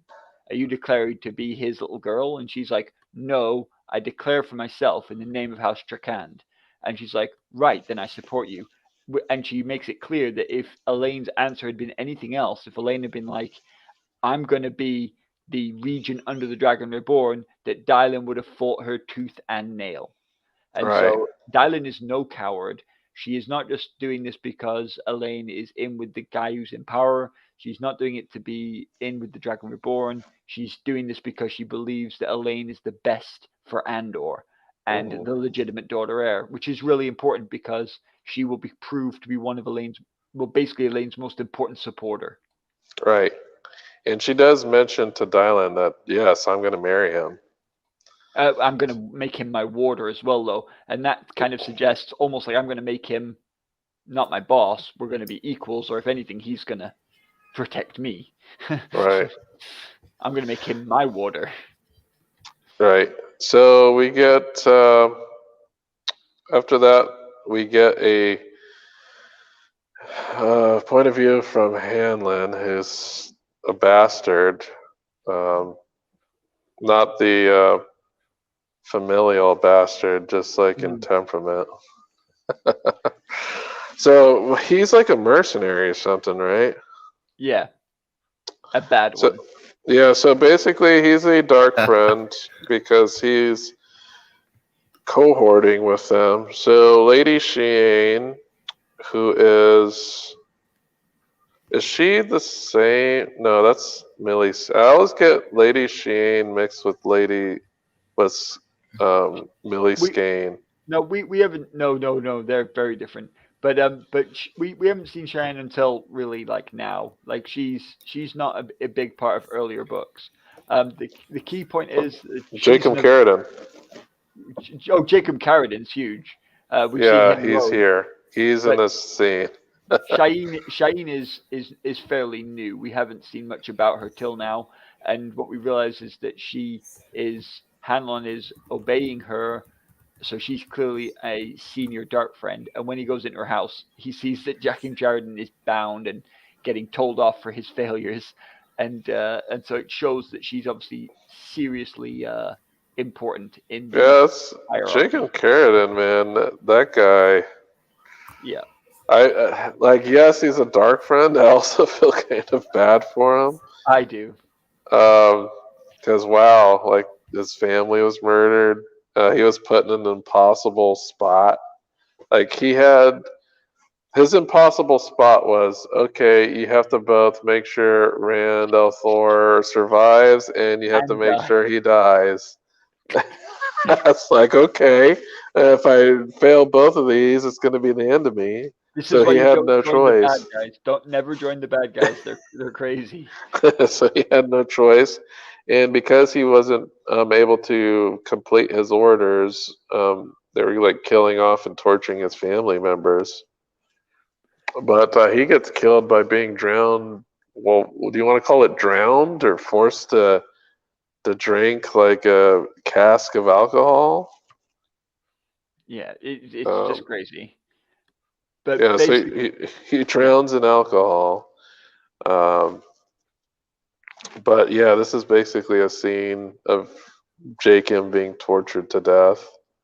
Mm. And let's see, there's And you have another. Sally and Boda. Yeah, Falion Boda. She's black, right? Yeah, and now she's also getting told off for being a failure. Yes. Also, it's told to Hanlon that basically he was going to have his chance to have his way with the queen. Mm. So Which shows that he's that kind of guy. yeah. So he's somebody to definitely keep an eye on. The guy's a bastard. No, it's like the worst of dark friends. Yeah. Next chapter, A Cup of Sleep. So we get men point of view. And Rand is in, he's there's two settings Upset. here. So first we got Rand in the Sun Palace, and here we have Rand in Andor, but Rand sees that all of his banners were taken down In Camlin. in Camelin. Yeah. He saw that, and he hasn't. You got to remember, he hasn't spoken with Elaine In like a in a year. long time, and the last thing was the letters, like the contradicting letters. Oh. So he still doesn't know, like Elaine's true feelings about him, and then she goes to her city and sees that all the banners. So he thinks that she's like really upset with him. Well, I think he's just like, doesn't she like the cool gift I got her? Like, I got Yeah. her homeland. I like avenged her mother. I got her home city. I wrapped it up in a bow for her. I didn't take over. I held the seat for her. Why isn't she like super happy with me? Like, why isn't she like loving this? And instead she's like, I didn't want you to save me. I don't want you to take my town. This you've like, in fact, you've caused me a problem because now people think I'm your puppet. And so yeah, they're just completely misunderstanding each other. But I understand Rand, like why he's annoyed, because he's thinking like, it's ungrateful, or it must look that way to him.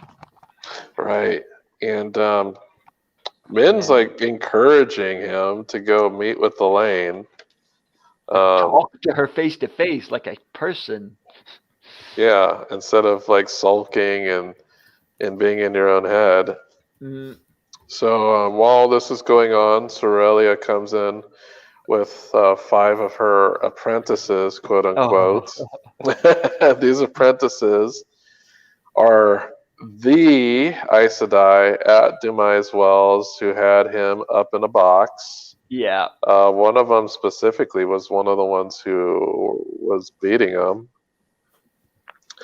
So Sorelia basically comes in and says, hey, these 5 are going to pledge themselves to you and will do anything that you tell them to do. Mhm. And so this is Min's perspective. So in her head, she's like, oh no, what's Rand going to do to these women? You know, the ones that beat him and whatnot. Yeah, Oh, like doo-doo. I gotta take a call. And a phone call. should we continue or should we wait?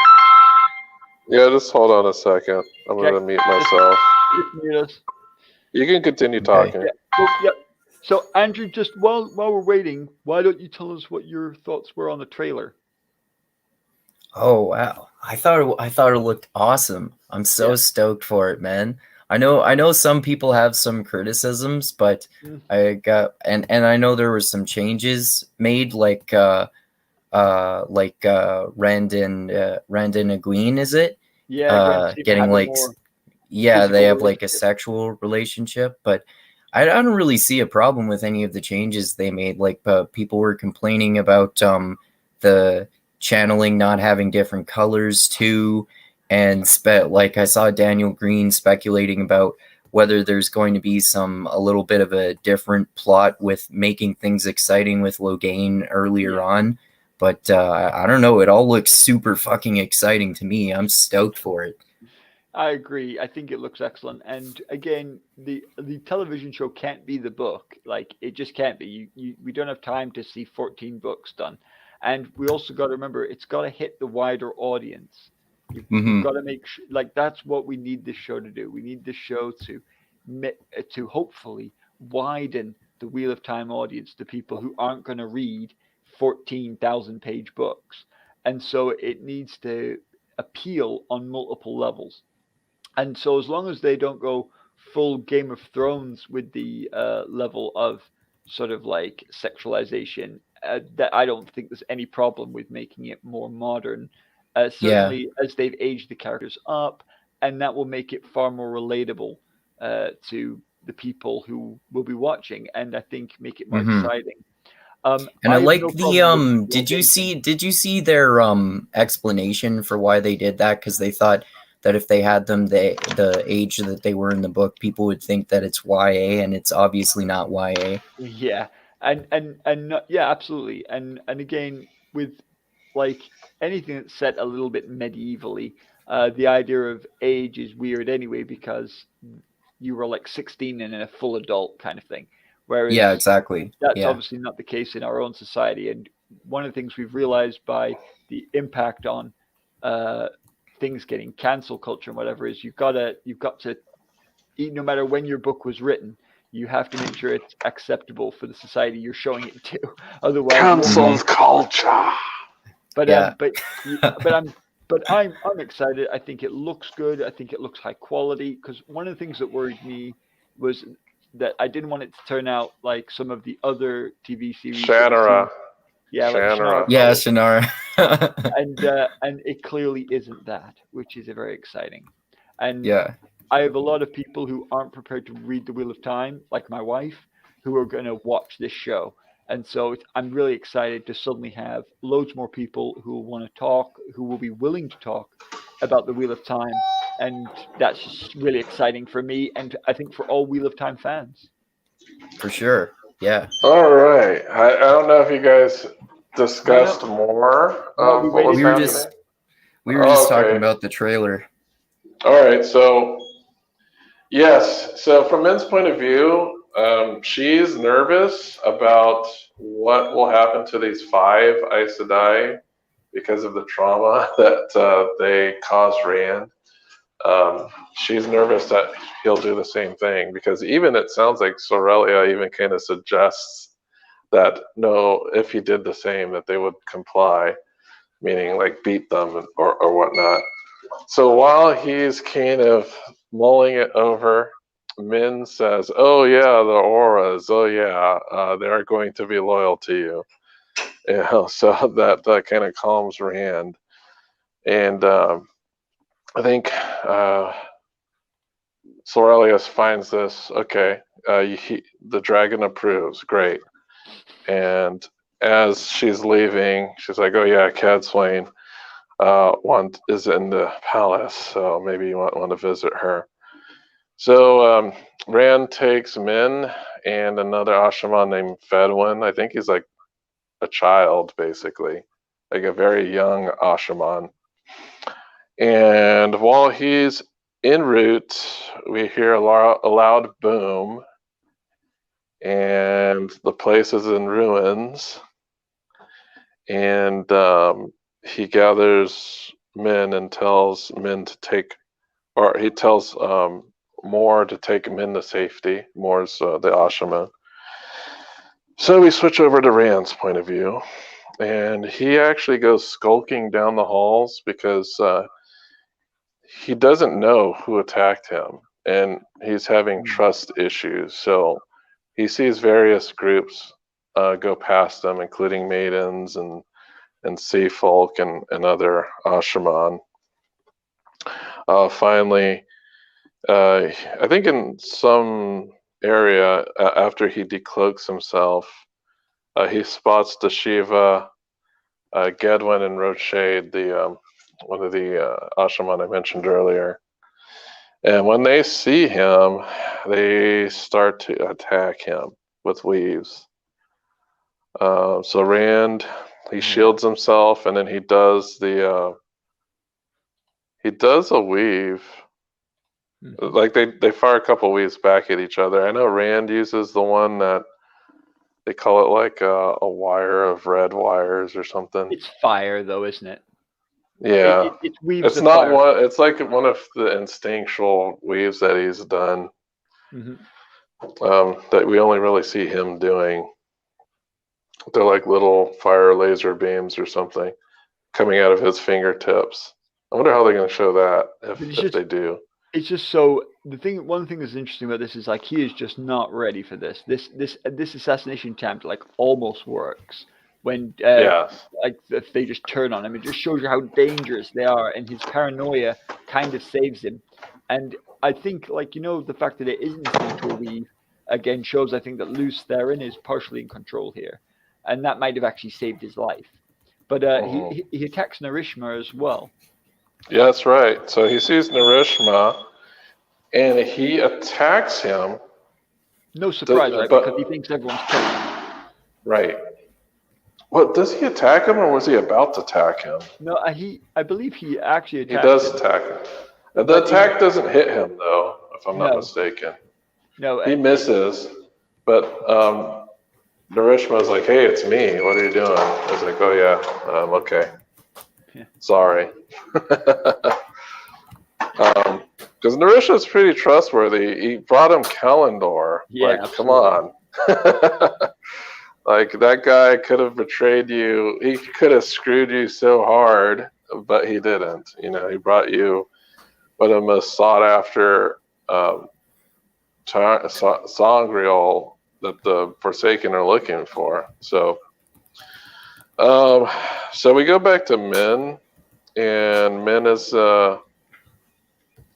with Moore, and we see that Moore is playing with wooden blocks and acting like a child. Yeah. So basically, a child is in task for protecting Min from threats. So at this point, I guess we're assuming that he broke. Yeah, his brain has gone bye-bye. Yeah, I'm not sure how that worked. How he broke? Because usually He's just gone insane, but instead of violently insane, he's gone kiddie insane. Yeah, he's turned into a child, basically. When someone's mind breaks, that can happen. They can just, like in our world too. Not everyone who has a mental breakdown becomes violent or becomes unaware. Some of the time it is like they just lose their understanding. Right. And I think he mentions when Rand finds them that, hey, maybe Nynaeve or something could do something, but yeah, they're like, no, this is not reversible. Eventually, Mazrim Time shows up, and I think initially Rand is like suspicious of his presence, but Mazrim Time says that he's looking for deserters. And the deserters he mentioned he mentioned the two, but he didn't mention Dashiva. But when Rand told him about Dashiva, he was completely surprised about that. It's like, Dashiva? Or he feigned it, one or the other. You think he feigned surprise? I don't know, like, because he's dodgy, and and it's not beyond his ability. But yeah, I guess he didn't. He may have not known that Dashiva was one of those. Dashiva, because we know Dashiva was playing his own extremely deep game. Okay. But I don't know. I don't know if I fully buy it. I think. Yeah, I think you fully buy it. I think he knew. I think he knew that. I think Tame knew all of the ones who were bad. I think he was expecting them to kill him. I think he wants to show himself as somewhat surprised because he doesn't want Rand to know. But I think he, I think maybe he was showing up because he thought they were successful. Yeah, absolutely. And like some people think that the reason he's surprised is that Dashiva actually co-opted his guys and sprung the attack on Rand earlier than Tame was intending to do it. Other people like me think it was Tame's attack. Yeah, I think Tame is there to follow up. Yeah. And because if Rand's dead, he's basically... He's king. Yeah, he's going to take over what Rand has, and by force, at least, you know. So... Yeah, they do discuss on how they're going to deal with the traitors. Tayam mentions that he would find them and hang them on the traitor's tree. And they also discuss what to do about Moore. I know earlier Rand and Tayam had a conversation about what they do with Crazy Ashaman. Yep. And yeah, they make them so that they don't wake up again when they go to sleep. Yeah. And Tayam actually offers to go ahead and do that with Moore, but Rand actually interjects and says that he'll do it himself. Yeah. So he's going to give him the death wine and I guess take responsibility for that. Yeah. So one thing he does tell Tayam in the end, though, is he tells him to go back to the tower and never come back here again. With the implication that if you do, I'm going to assume you're coming to kill me and I'm going to blow you up. Right. So he's kind of suspicious. Like, this is our kind of hint that he has a suspicion that Tame is involved. Yeah. Yeah, but he can't prove in some way. So, yes. That's pretty much the end of that chapter. Yeah. Now you know why it was called A Cup of Sleep. Yeah. Mm-hmm. It's cool because that we've been waiting for the Asherman to try something, and now it's happened. You're like, okay, like, and I thought that would be like it until the very end. So it was pretty cool to see it finally kick off. And I was thinking, like, when they do, surely they're just going to kill him. Like, how are they going to make it believable that he lives? And I think it's kind of, they go a little bit too early. And also, but that Narishma doesn't go with them is also what makes a big it helps Rand stay alive. Yeah, so next chapter, really good stuff here. It's called Beginnings. Finally, we get Perrin's point of view here. And Perrin is in his camp. He's talking with Elias, and he's like, damn, man, that advice you gave me was excellent. And the advice that we're talking about is how do you deal with Chaldean women? So whatever advice that Elias was giving him about Chaldean women, Perrin is saying, Jesus, That you know worked your out. stuff. Things are getting great with Fael now. Oh, thank you. So after that, they go over, and this is where they're in this town that has a bunch of ragged-looking guards who are Massima's men that are just kind of around, and he's there to actually meet with Massima. So he goes into this house, and one of the first things he smells about Massima is that he just smells straight up crazy. Yo, I can smell the crazy on you. Yeah, basically. So he's basically there to tell Massima that Rand demands him to show up for an audience, and that Perrin is there to escort him. There are Aes Sedai with them, and they take their hoods down, and Massima's pissed because he hates Aes Sedai and their witchcraft. And then Massima's like, well, that's going to take us a while, right? So, we got plenty of time. And Perrin's like, no, we can have you there by the day. And he's like, I'm not going to have anything to do with their vile witchcraft and whatnot, because he's not going to travel. So yeah, Perrin just kind of shrugs his shoulders. Well, I guess we'll just do this the hard way then. Yeah, it ends kind of there. But during that whole thing, it's funny because, Massima's making all these assertions about like the will of Rand, and Perrin is there, who has actual commands from Rand himself. So it's like, huh. And then the funny thing is Perrin could smell that he is apprehensive about going to meet Rand, as if something bad would happen if he met his so-called, Lord Dragon. They're hoping that will resolve it, aren't they? They're like thinking, if he actually meets Rand, we can finally sort this out. Yeah, that's a hope. That's not how things go down.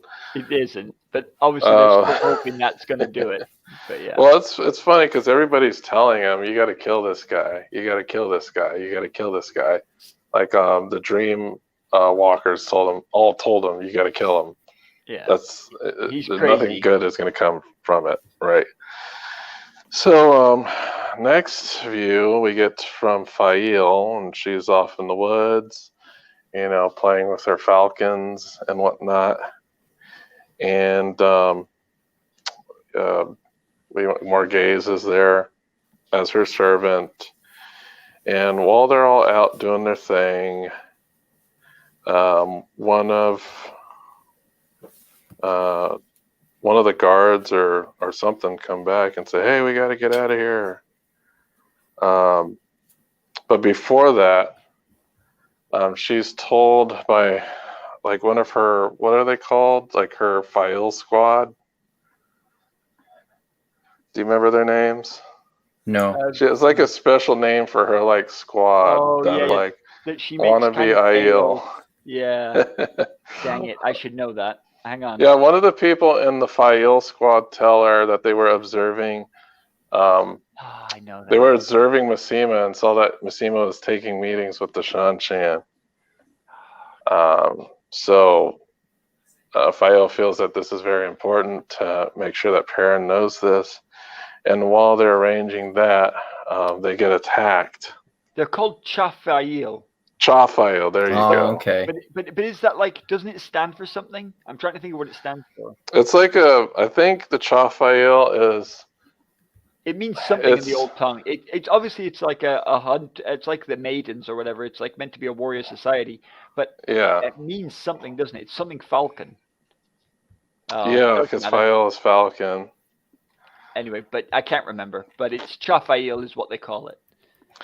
Yeah, so anyway, they get attacked. So many of these terms are so deliberately confusing because they're so similar. Yeah, thanks. Fail, Chafail. That's like one of 1,000. Yeah, agreed. And that's why the show has to be simpler. It has to. Yeah. Anyway. Yeah. Yeah, so they're attacked. Fael yells for everyone to escape. Mm-hmm. But she gets knocked off her horse. Many of the soldiers who were there were killed. Bane and Chiad are captured. Yeah, they're made Gaishan. They're made the Gaishan. And then I think they're all stripped naked. The ones who are Gaishan are, because obviously that's the whole point, is you wear white robes, but they don't have any white robes to put on. So yeah, so Fael is made Gaishan as well. She's stripped naked.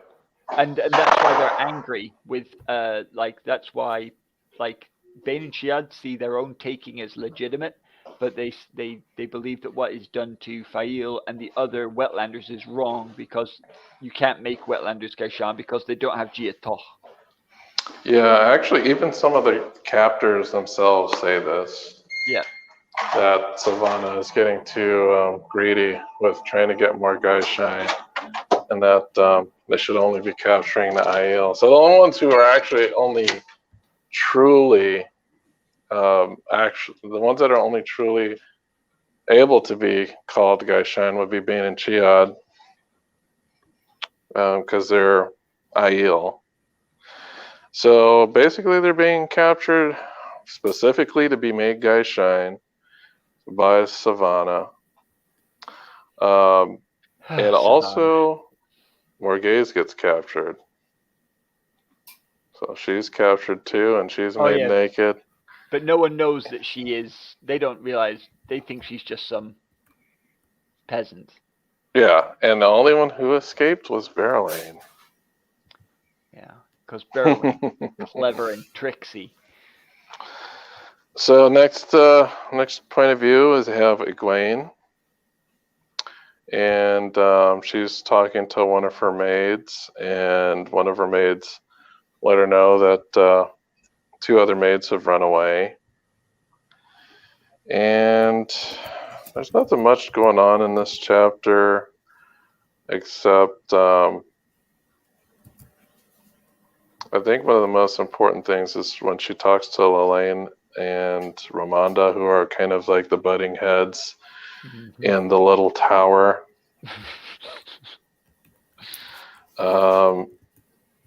She has them make a huge gateway. And the huge gateway is going to Tarvalin. So what this means is they're finally getting ready to attack. Yeah, and that's like the big reveal really of this book, isn't it? It's like, yes, we're finally, after all this time, going to go and actually do something, because she had them declare war, didn't she, to trick them into giving her control when they thought they were going to control of her. Yeah, one thing also to note is that Egwene has 1,000+ novices. Oh yeah, that many? Wow, yeah, I didn't remember it was that many. Yeah, because she's breaking the rule. Well, she's like, what she's showing is that they have to change. They have to change. They have to update if they're going to be relevant. And what that's showing is that she's the Amyrlin who's going to be able to deal with the Black Tower, because the Black Tower just aren't playing by the rules that they were. Neither the Damne. That's why Egwene is the Amyrlin for now, because she is prepared to move forward, to change with the times, and that's proving to be increasingly important. Yeah. Right. Yeah. And so we get to the last chapter, which is like literally a paragraph long. Oh, I didn't remember it was that short. It's like one page.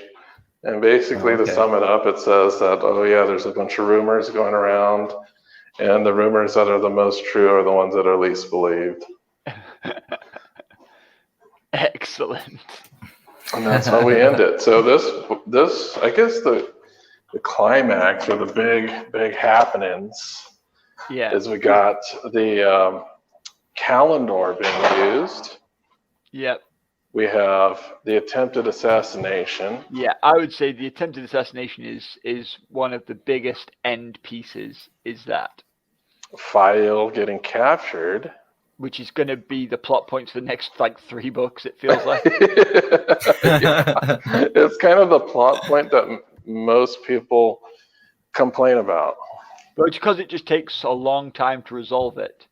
But the thing is, that's just because it's not easy to resolve things when you don't have Rand-like abilities and you can't just turn up and blow everybody up. And Perrin doesn't have that option. Mm-hmm. Yeah.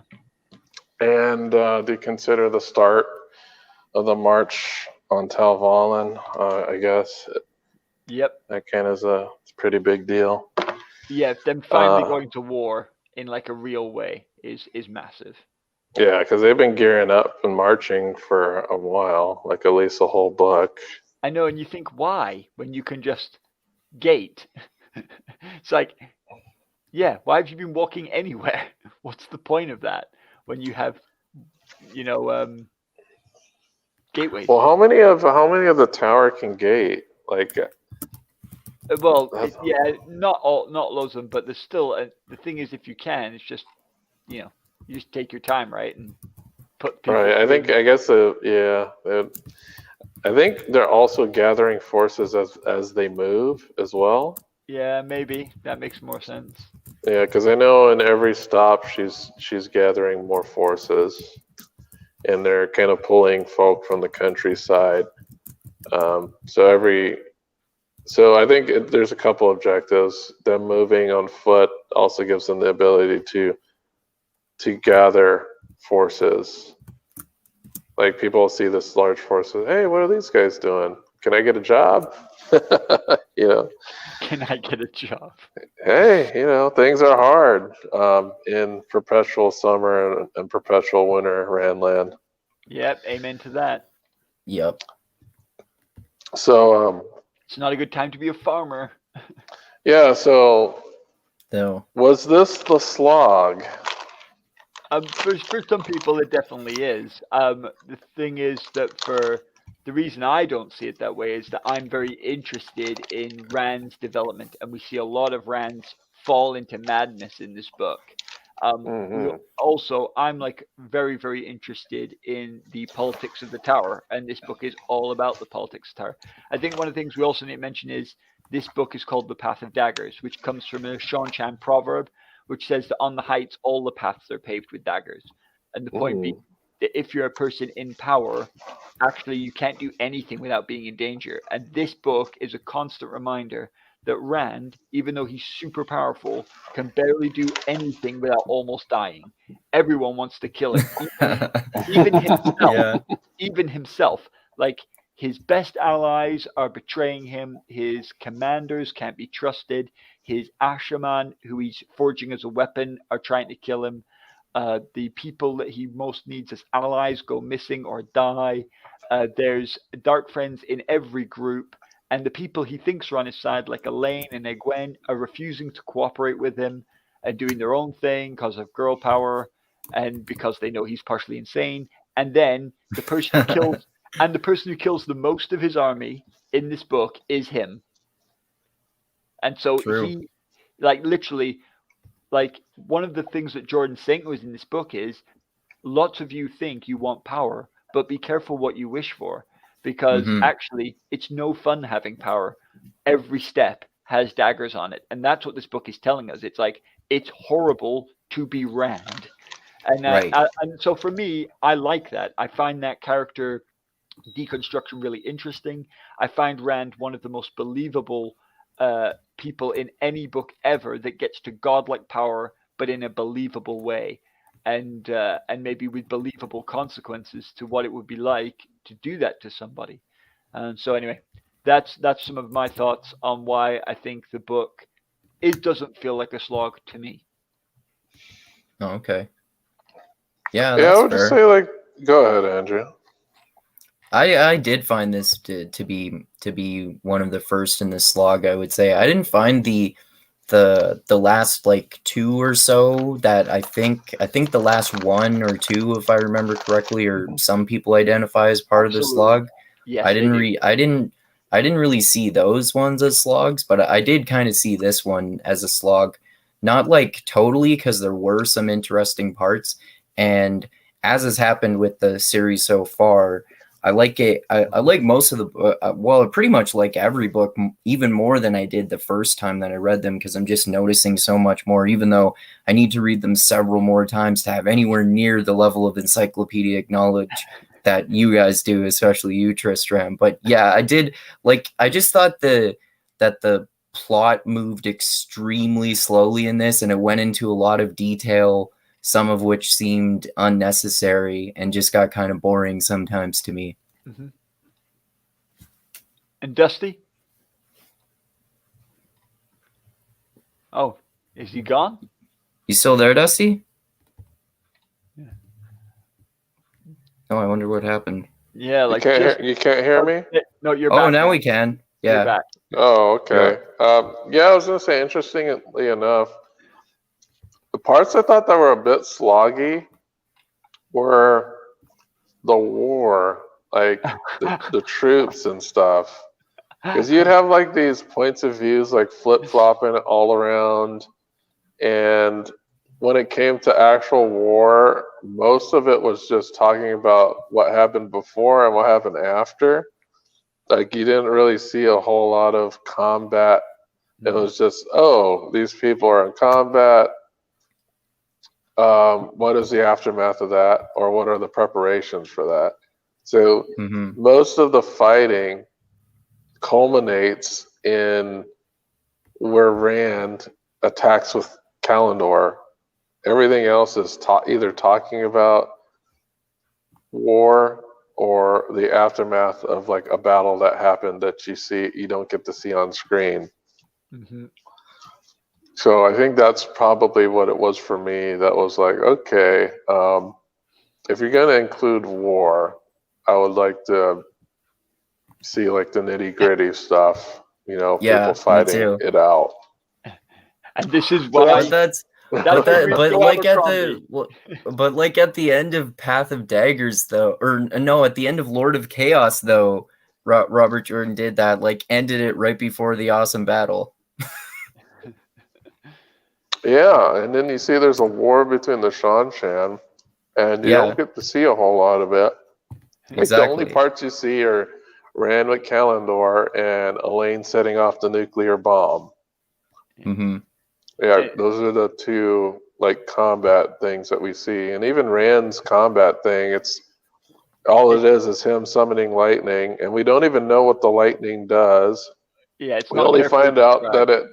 Yeah, we only find out that it kills a bunch of Shan because we get a point of view of a Shan general after the fact of saying, "Oh, this is what it did."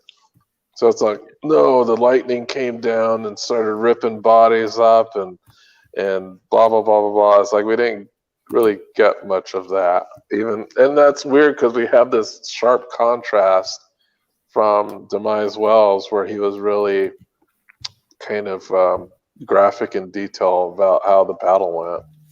Yeah, that's a good point. That is a bit like one of the reasons that it seems like a slog, because there's all this action happening, but you're not really like actually witnessing much of it. Yeah. And there's a bunch of action, but it's all like the aftermath of the action, or I bet that's one thing. I bet that's one thing they'll change in the show. Kind of like how they. No, they're definitely going to change that.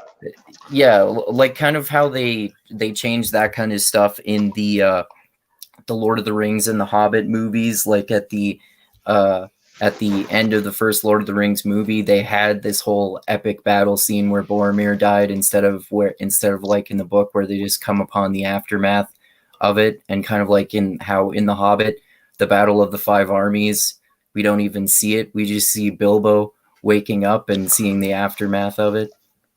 Mm-hmm.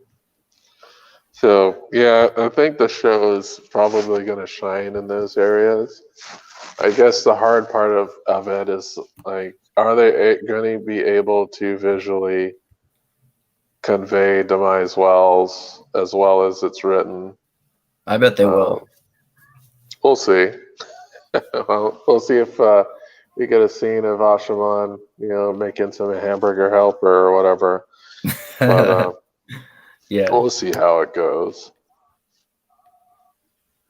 for sure. Well, yeah, compared to the other books, I like it, but I wish there was a little bit more there. As far as I guess Robert Jordan kind of tends to do that, where important stuff happens off screen, like Couladin getting killed off screen, important stuff like that. So yeah, we'll see how they handle it, but. That's where it started to slog for me. Just like the war stuff and none of it really having much of a payoff. And even the payoff itself with Kalendor, it was not really fully described. Because I almost wish it was like there's a potential there. So you had the potential of the Shanshan point of view to describe the attack as it happened. You had the potential of using maybe Bashir, because Bashir does have a POV. It doesn't have a POV of that event, but he does have a POV in this book, and he could have been a POV for the Kalendor use. So yeah, that's where I found that it was a little sloggy. Yeah, that's a good point.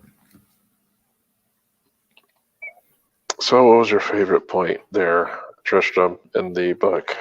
My favorite parts of this book, I think, I love the I think the assassination attempt is excellent. I was waiting for it. It was impactful. It was unexpected. It was exciting. I really I like the fact that they finally start the war. When they did that, I cheered out loud. I've been waiting for them to do that for at least 2 books. Just go and gate there. Come on. But I was really excited to the reason I like the assassination is because it proves in my head that and the Kalendor bit prove for me that Narishma is good, and it proves that Deshiva is bad. I had no idea Deshiva was bad because he was kind of going insane. I thought he was definitely not bad, which is crazy.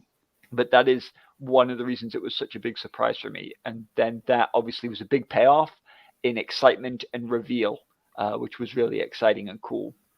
But I do think those are some of the best things that happen. The climax of the book is exciting.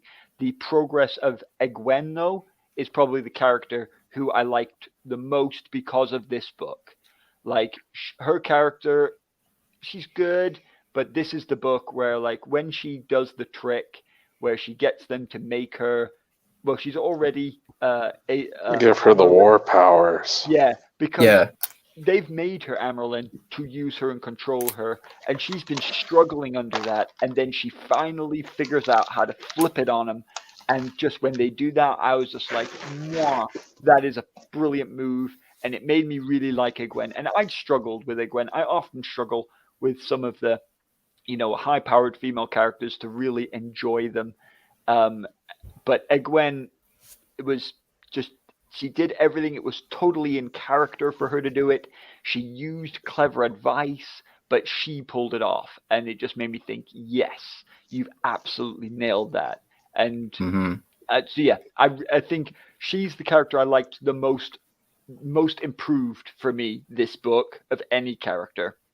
And but the best scene is for me is the Asherman attempting to kill Rand, because of the reveal nature of it. And we'd been theorizing for several books already, which Asherman were good guys and which were bad guys, because we knew some of them would be bad guys. And everyone thought Tame was evil, way before. We all thought he was going to be Demandred. But like Deshiva was not a popular choice. No one thought that. Well, I'm not going to say no one. Everyone had named somebody, but Deshiva was totally from left field. Didn't see it coming, and using insanity to hide behind was such a clever move. Yeah, love that. Yeah, for sure. Yeah, well said. Yeah, I think for me, I agree. My favorite part's probably the assassination attempt too, and the use of Kalendor was interesting as well. And yeah, Egwene's character development is interesting too. I was thinking my least favorite of the main female characters is Nynaeve, especially in the earlier books, because she's just so fucking annoying sometimes. Yeah, I love Nynaeve. Yeah, I like Nynaeve. I know there's a lot of like love-hate division in like the Wheel of Time fandom about her, I think. Absolutely, 100%. Yeah. I'm glad, luckily, we have it represented on this show. Yeah. Yeah, Nynaeve's flawed, but I like her for her ability. All the best. Yeah, characters. her abilities are definitely cool for sure. Yeah. All the best characters are flawed. Yeah, for Right. sure. Matt's very Yeah. flawed. Rand's very flawed. They're all flawed. Yeah. Yeah, if you were to say my favorite thing in this particular book, one of the things I found that was most memorable for me was is as it comes back as a useful thing is the explosive gateways, the nuclear gateways. I thought that scene was really tense, like the first time I read it. Because that had like the proper like build up and anticipation. Because I understand, yeah, there's the assassination attempt, but it's like right out of the blue. It was like boom. It's like what's going on? I like that when Elaine was trying to unravel those weaves, you have like this really tense moment where they're being attacked, and she's trying to avoid disaster by not doing this task incorrectly because she was told of how dangerous it was, and then we find out how dangerous it is, and then that becomes a tool in later books, like a new piece of military technology to use. Yeah, even though it's not meant to be that. Yeah. Yeah. And then my other favorite is Kalendor, when Rand tries to use it and sees that he completely fails, and in his mind he completely fails. And I almost feel like that's the event that may have triggered the assassination.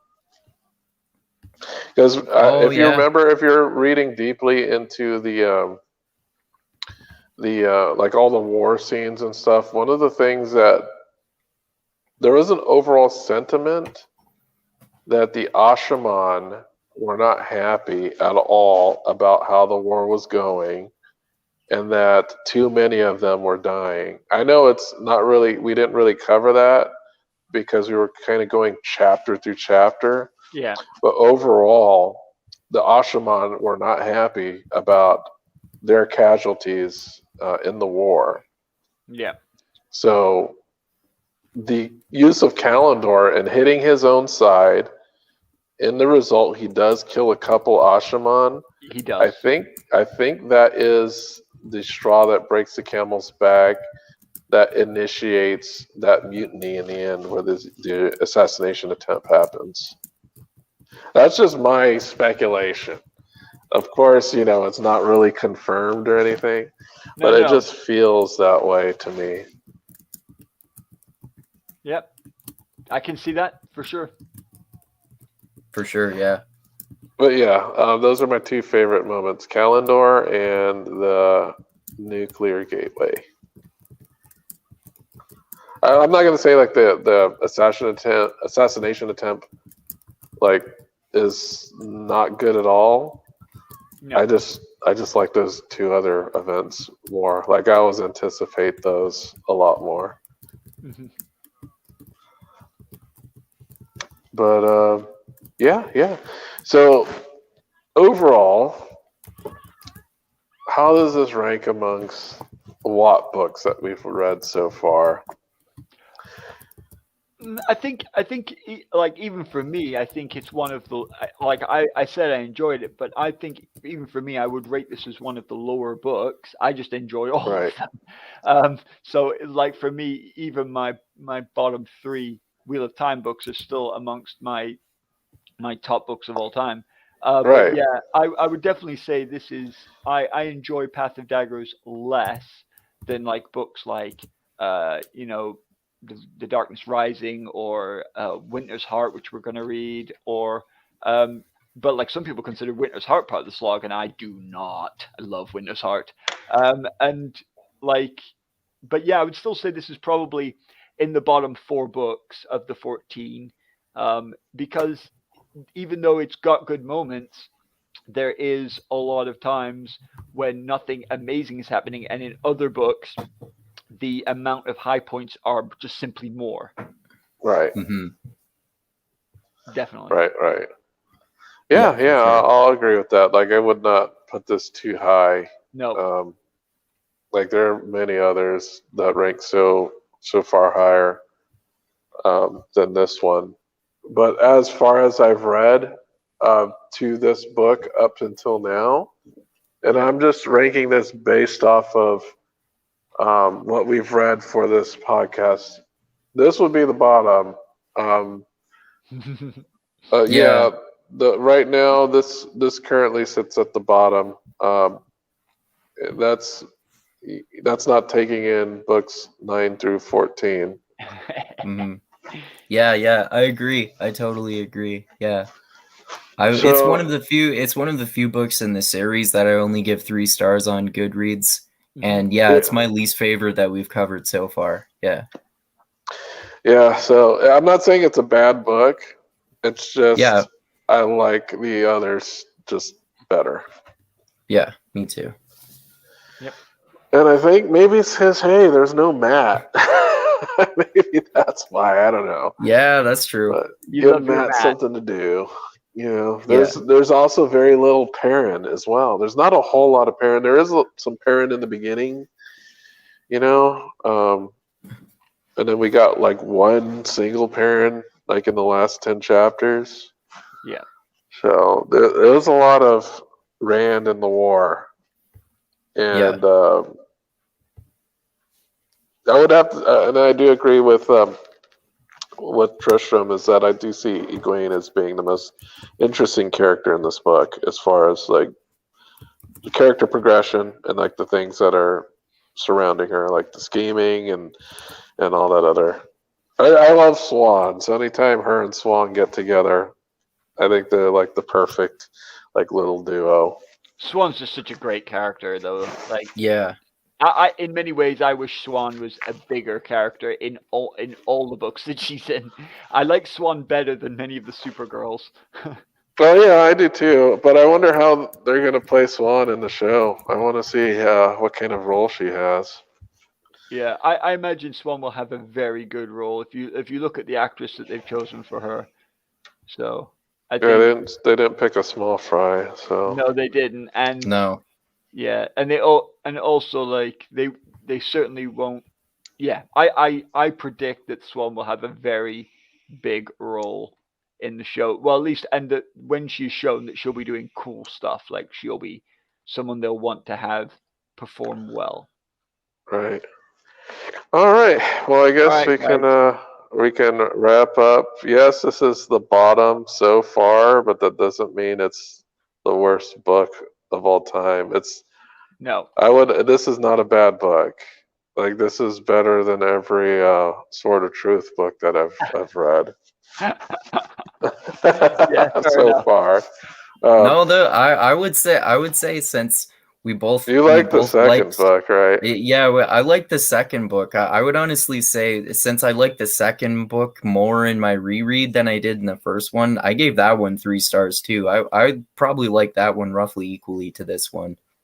Yeah, the second book is not bad. It's just there's a lot of it has the same issue here, where there's a lot of part of the plot that just is so slow. Because the second book of Sword of Truth, everything that has to do with like that magic school of witch women that he goes to, like that whole Yeah. plot is just so plotting and boring. Everything that happens with Richard in the second book is the least interesting. Like what Yeah. happens with Halen and Zed is the most interesting.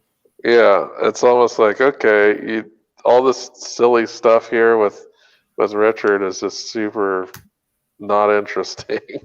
Yeah. It's like the yeah. most interesting thing about Richard was his relationship with his Gar, and then everything else was just like meh. Yeah, pretty much. Yeah. But read it anyway. It's still a good book. It's For sure. just not top tier Watt. No. Yeah. Not top tier Watt. All right, so I don't know if you're not. Are you going to stick around, or are you signing off there, Tristram? I'm off, guys. Ciao for now. All right, you take it easy, man. I will. Always great to talk with you, man. And yeah, next time, maybe in like a week or two, we could talk about Mistborn Secret History on my channel, if that sounds good to you. Secret History would be cool. All right, ciao, Sweet. guys. Have a good night, man. All right. What'd you read, man?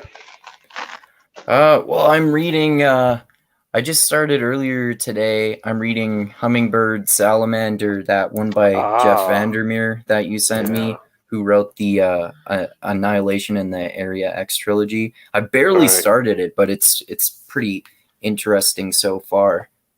I'm also reading that book I told you I was reading about intersectionality, which is it's pretty interesting actually. Some of it is like really cringe, but some of it is actually really interesting and sort of just more like a multifactorial sociological analysis.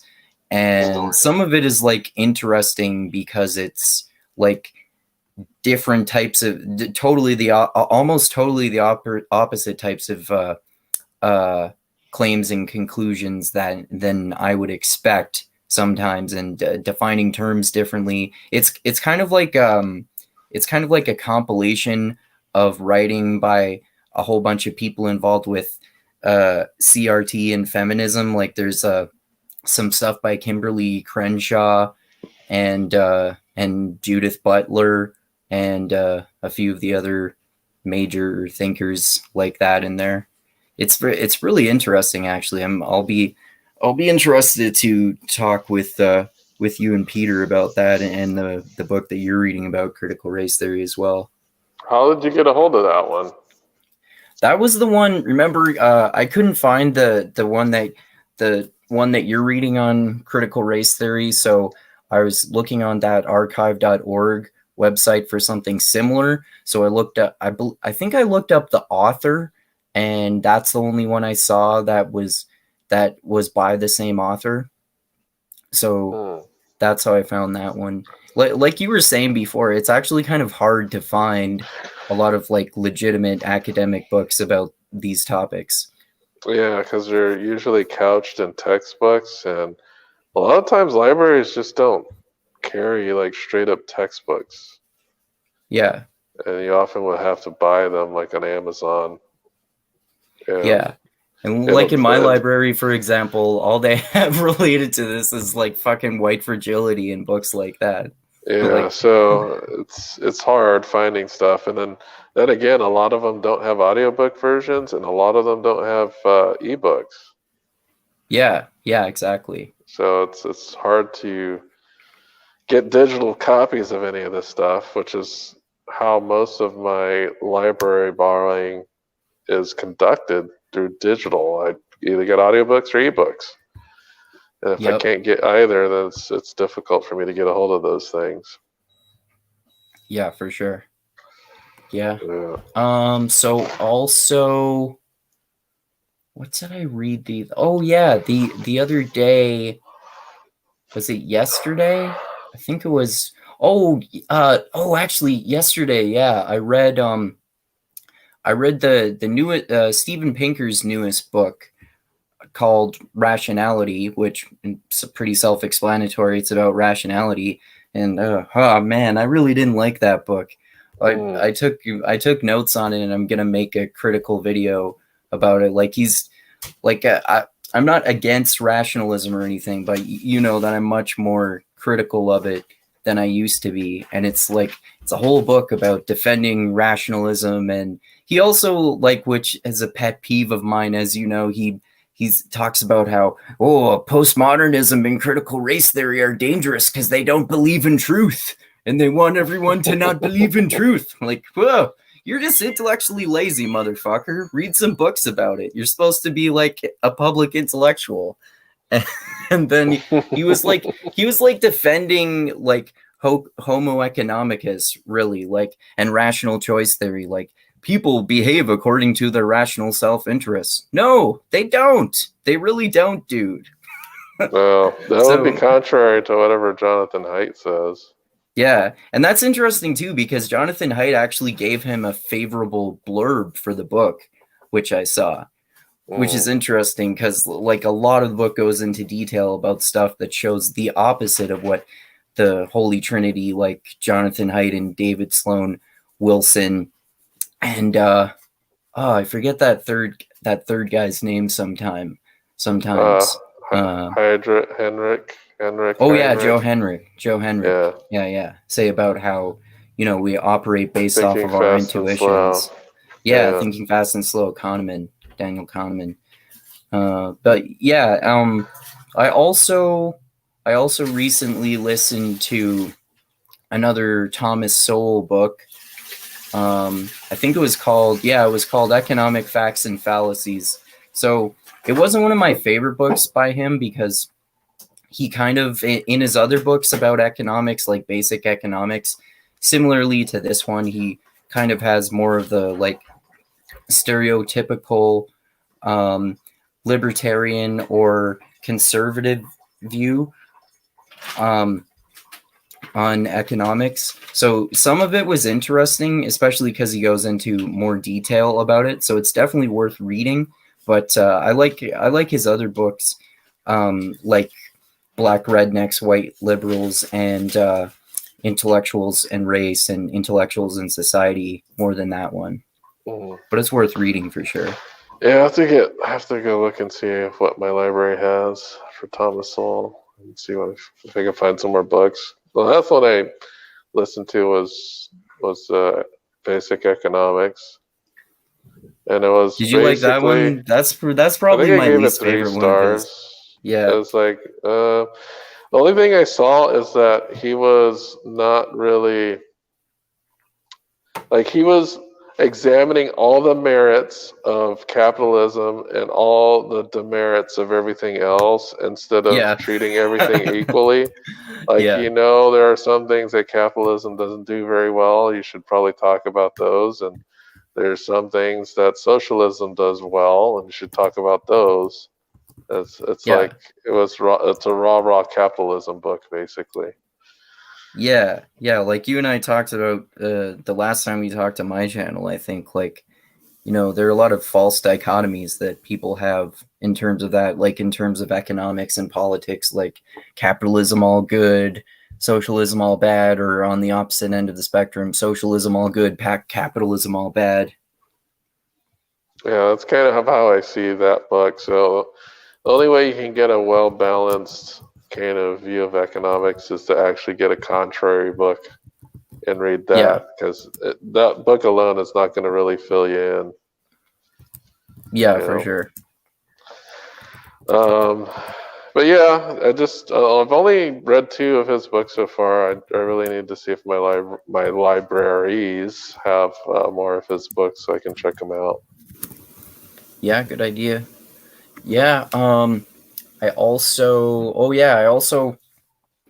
read that the last Expanse book that you sent me, which is Babylon's Ashes.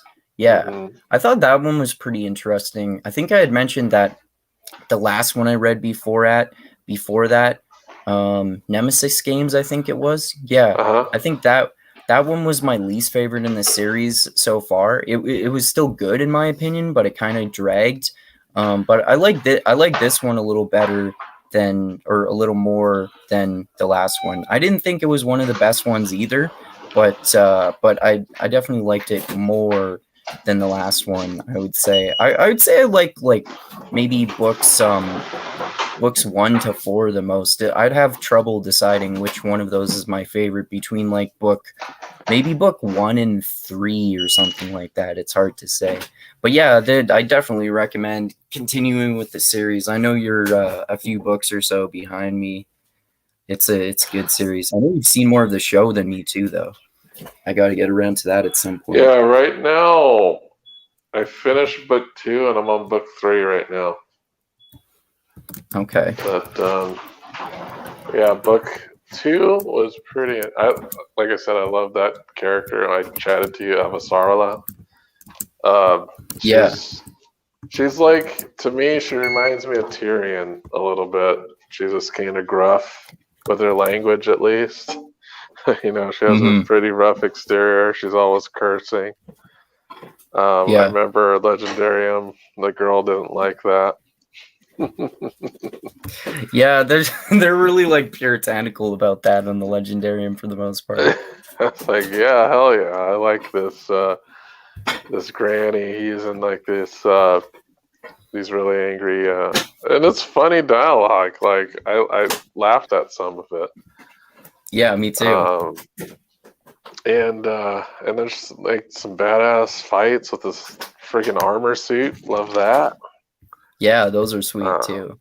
But yeah, I really liked that one, and I'm on the 3rd one right now, and I'm not finished. But there's some pretty interesting things happening, so I'll see how that goes. But did you have any other books that you wanted to talk about? I think those are that's most of what I can remember off the top of my head.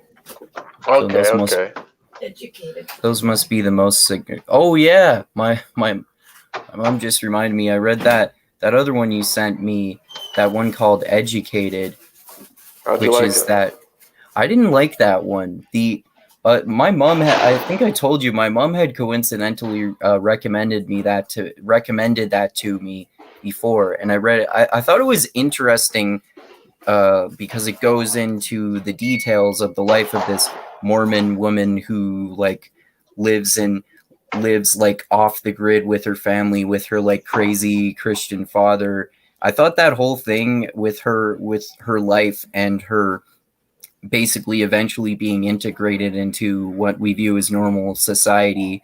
I thought that like the whole idea of the book was really interesting and appealing, but just like the last part of it, like it seems like the last third of it or so, or maybe even more than that, are just like so involved with her getting raped and beaten up by her brother and beaten up by her dad, and her dad doing nothing about her brother raping her, and her mom not giving a shit about it. And there was just like, I don't mind like disturbing shit like rape scenes and stuff like that in books, but it was just too much of that shit for me, man. That's why I didn't like it overall.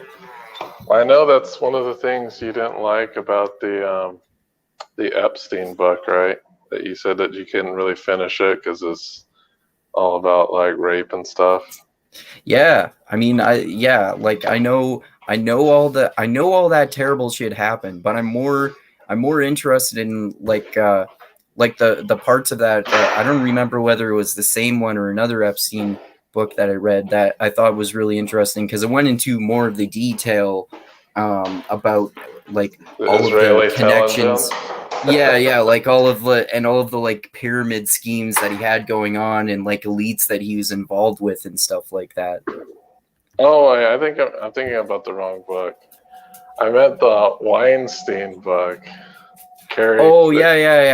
Yeah. That book. Yeah, they are different books then. Yeah, the Epstein book is a newer one that I read more recently. So yeah, that is the one that I liked more because it went into more of the details that interest me. It was the that Epstein documentary series that I watched that I didn't like anywhere near as much as the book because of that reason I mentioned, that it mostly focused on all of the phenomenal trauma that these women had to experience, and I really do feel bad for them, but I don't want to watch a whole series for the purpose of being made to feel bad about all this shit that happened. I mean, I'd rather watch something that doesn't make me phenomenally depressed. Yeah, I get it. I know, at least I know in times of my life where I felt anxiety or stuff like that, I just could not subject myself to depressing things. Yeah, for sure. So I know what happens. I just will avoid it. And I know when I was like that, my medicine was just watching comedy specials. Yeah. That's kind of how I cope when it comes and like animated comedy shows like South Park or Family Guy are great too. Yeah, anything comedy. Yeah. So I guess like what I mostly read was some Expanse, but I also finished that CRT book again, and it's still a 3-star for me. There's useful stuff in there, and there's not very useful stuff in there. So, are you reading that? You're reading another one, right? No, I haven't started yet. I'm still waiting for my library to. It's on hold. Oh, okay. Okay. Yeah, it's not. I haven't checked it out yet because I'm in the wait list. Okay. Other book that. All right, so the Brett Weinstein, Heather Heying book is now downgraded to 2-star. Oh, okay. Yeah, I know you said. I think you were saying before a little bit about how it was interesting at first because they were actually going into talking about evolution, but then they started talking about like giving their kind of conservative sounding advice for marriage and dating and love and that kind of stuff. Yeah, so before then it was 3, and now it's at 2 because they start talking about like culture war nonsense. Of course. So it's at 2 now. And a lot of their advice is like conservative. It's like, you guys. It's like, why is this advice you're giving based off of evolution? But isn't the whole purpose of evolution is to evolve into something else? So yeah, why are we giving like conservative advice? Like it'd be my opinion that you're supposed to give advice that would advance evolution, not maintain it. Like maintain the state of it. I mean, the most clear example of the opposite of that, like the most extreme example of what they're doing is eugenics, right? Yeah. So I know, not that like, they're doing that, but like the most extreme version of it. Right. So I don't know. It's basically like conservative advice, ensconced in the guise of as evolutionary science. But to me, it just sounds contradictory. You know, you shouldn't give advice based off of the status quo, is what I'd say. Because isn't evolution all about evolving? And so if you're talking about evolution, shouldn't your advice be based on and like putting a data point or a stimulus in evolution to cause a desired outcome instead of setting your life around these things that have nothing to do with evolution? It's like, okay, the human back was made to do this, and that. Well, why don't we change and add something in there that will actually evolve it past that purpose? You know what I mean? And that's not what this book is doing. It's not telling you to evolve past a purpose. It's basically telling you to maintain what you were evolved to do. which is, I don't think, good advice, to be honest. Yeah, it can get that way sometimes with like the worst versions of evolutionary psychology will, stereotypically be like, listen, evolutionarily speaking, men and women were in monogamous pair bonding relationships all across the world, everywhere, at all times throughout history for somehow. So that's what you should do. Yeah, that's basically that's like this book in a nutshell. At least the second half of the book. Okay. Yeah, first half of the book is like interesting anecdotes about their time when they were like doing their research and other like evolutionary science stuff, and then they start getting into like the whole advice section. I was like, yeah, this is a total bore. Yeah, it sounds like from what little I've heard of them describing their scientific work that they've done in the past, it sounds like a lot of it was really interesting, traveling to other countries and doing all kinds of different types of studies. And of course, they talk about postmodernism. Like, oh, postmodernism. Here's literally what they say in the book. Everything is reality is socially constructed. I was like, okay. Do you know what that means? Do you know what anyone means when they say that?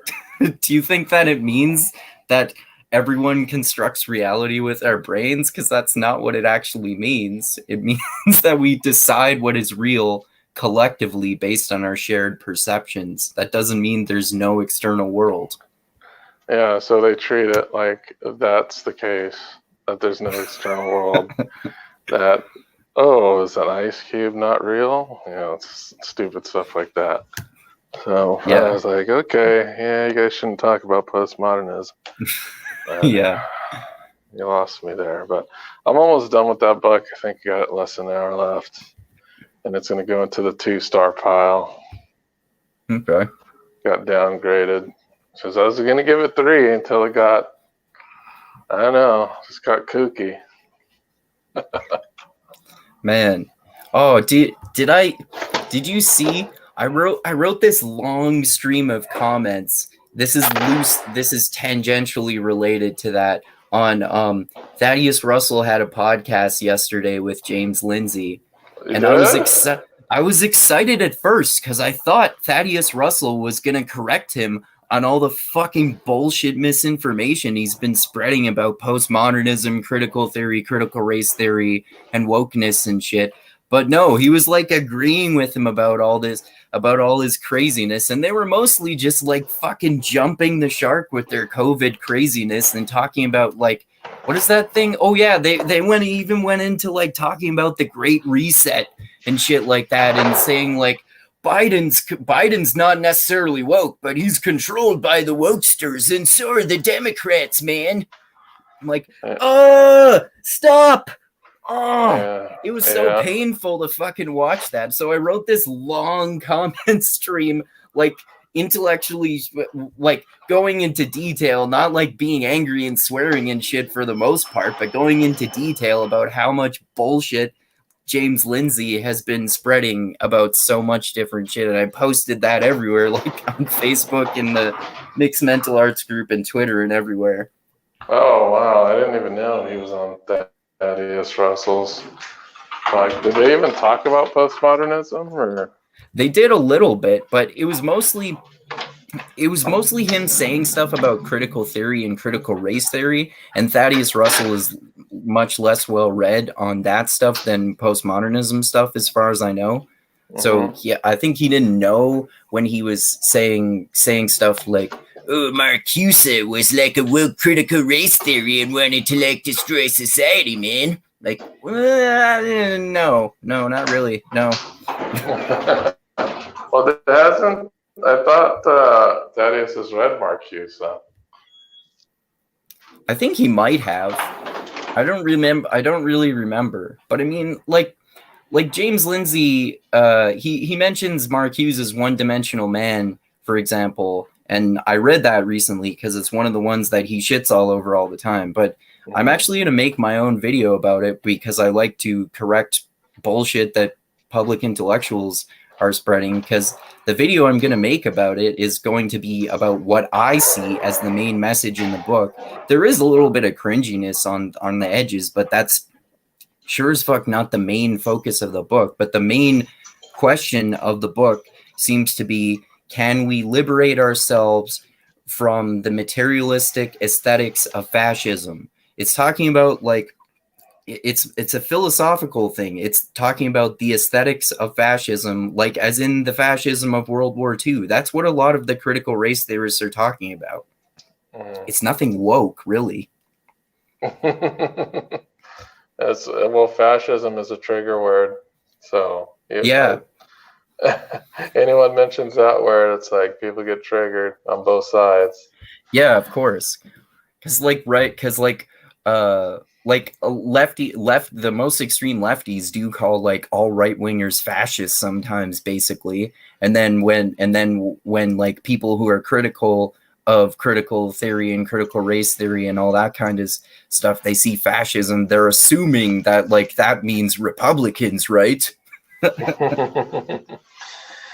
Yeah, I basically have come to a realization that I've kind of resigned to, unless some war embroils us here in the United States with some power abroad, I think we're just going to continue to destroy ourselves until we become non-functional.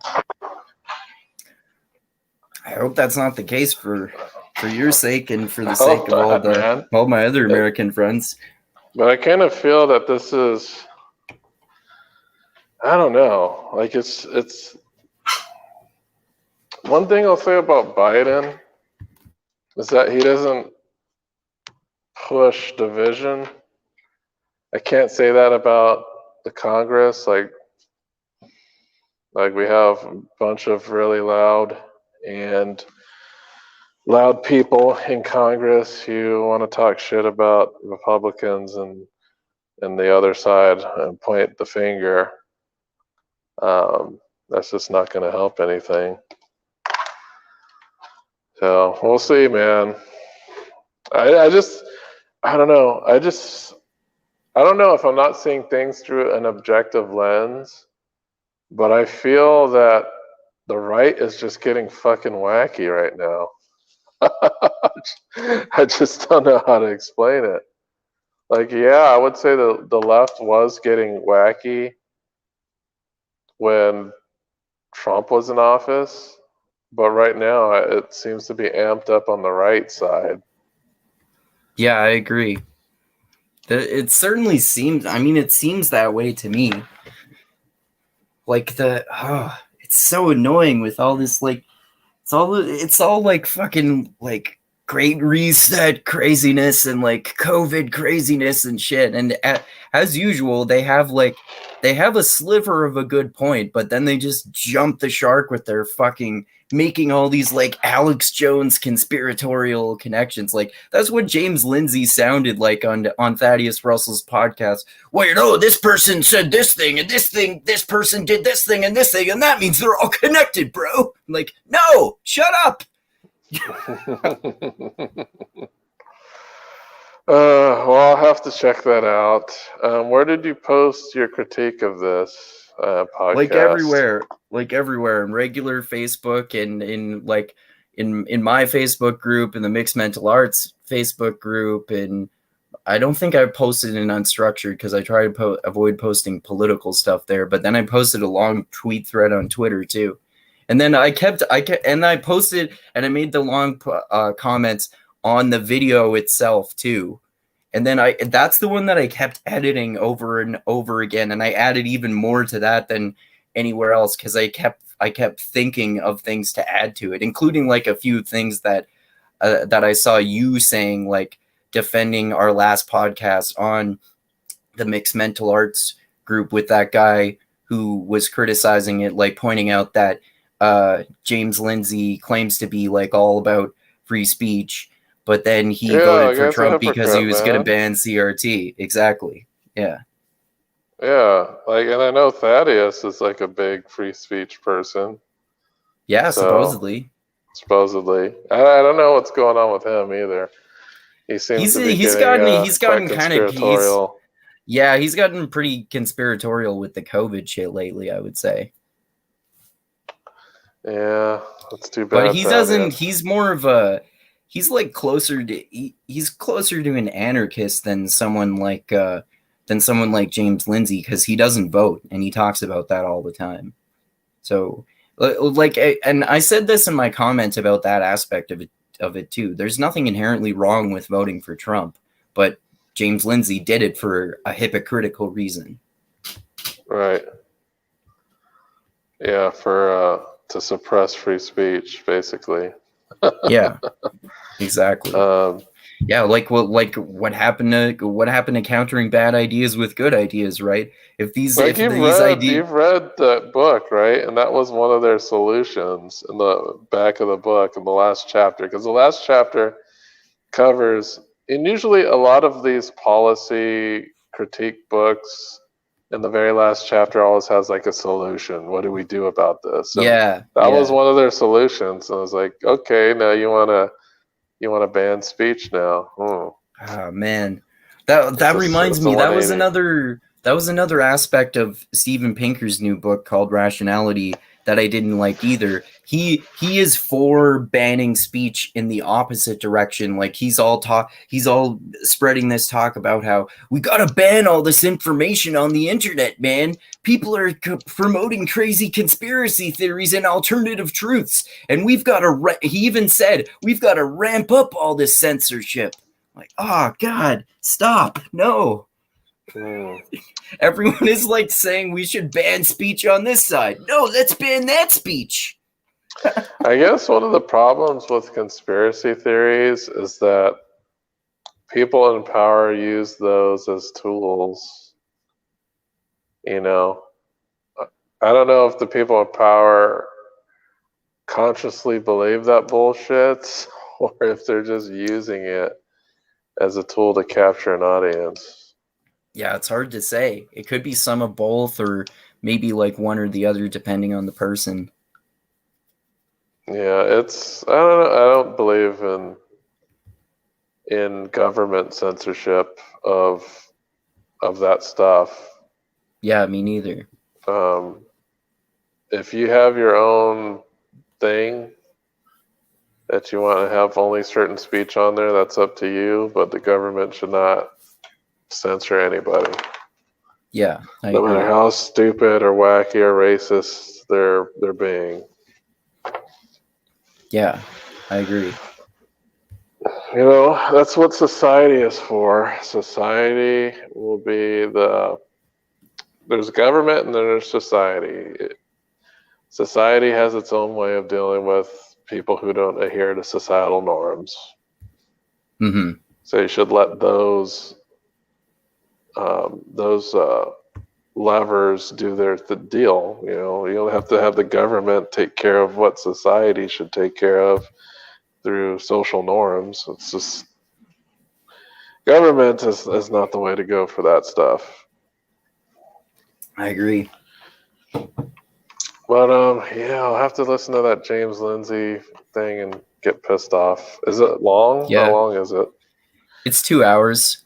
So Yeah. It's an hour if you listen to it at 1 time speed. Or I mean 2 times speed. Did you get pissed off while you're listening to it? Yeah, I bailed on it twice and had to come back to it, man. Oh man. Did they have this? So you posted this response to like a bunch of different places? Yeah. So I'm still trying to find it here. It's my regular Facebook Mixed Mental Arts group, my/our group, and I posted a Twitter thread about it, and I just commented on the actual YouTube video itself. Oh, you did. I think that's YouTube. Yeah, I'll find it eventually because I don't know. I I don't know what happened to James Lindsay. He just got radicalized, I guess. Yeah, man, he fucking got all totally Alex Jones and jumped the shark with his views. Yeah. Oh well. Yeah, the guys just got radicalized. I've seen people get radicalized, and it happens. Yeah, it does. People start smelling their farts too much, and definitely. And obviously it happens in the opposite direction too. Like I've told you multiple times about how radicalized my fucking brother became and a few of my other family members. yeah, you can get radicalized leftwards too. Yep. And I don't know, it's hard to avoid that stuff if you're being force fed it via algorithm. Like, For sure. It's just the way this technology works now. It's like, yeah. That's why it's so important to try to explore multiple different views on things. Right. That's why I still read like right-wing books and stuff like that. So I got to know what's going on the right side as well as the left side. I got to see what the two sides of the arguments are. Yeah, for sure. You know, and one of the good things about that, right, is that on both sides, they almost always, at the very least, oversimplify what the other side is saying. And then you go and look at the video and you're like, oh, this isn't as bad as they said it was. I kind of get what they were saying, but it's not that bad. Yeah, it's almost like you have to find someone who tries to take an objective look. And when I say objective, they talk about both merits and flaws about something. Yeah. Not, oh, this are all the merits of my side and all the flaws of their side. I'm so right. Look at all those dumbasses. Right. Like Ben Shapiro or, what's like a left-wing Ben Shapiro? That's Sam Cedar, I guess. Sam Cedar. Yeah, that's a good one. I still occasionally watch some Cedar videos if it's about other drama that's happening, and I want to see what they say about it. But yeah, it's usually not much because sometimes they get a little bit too woke in that. It's like you guys are just woken out. Like pretty much every time I watch one of his videos, I'm like, oh, they're commenting on something interesting. Maybe I'll see what their take on it. It's probably going to be fucking radical lefty as hell, but I'll see. Oh, I wasn't disappointed. What a surprise. Right. Yeah, and if you want to hear an interesting podcast, I checked out the newest Crystal Kyle and Friends. The audio is not the best, but they're talking about the 2008 crash, and they have some interesting stuff that they said about it. And it wasn't like the same rehash of what Matt Taibbi covered. It's different stuff. So I was like, oh, okay, this is new and interesting still. I think I might have listened to that. Is that the one from last week? It was the latest one. I don't know if it was last week or not, but it was they had two people on, and they were like documentarians who created a documentary about the crash. But yeah, that was it. That was the only other one I checked out. Okay. And if you want to get into like some Afghanistan's like stuff, that's about the pullout, I highly recommend daily podcasts from the New York Times where they interview an Afghan general. Okay. And his take on it. And I thought his take was really outside the box.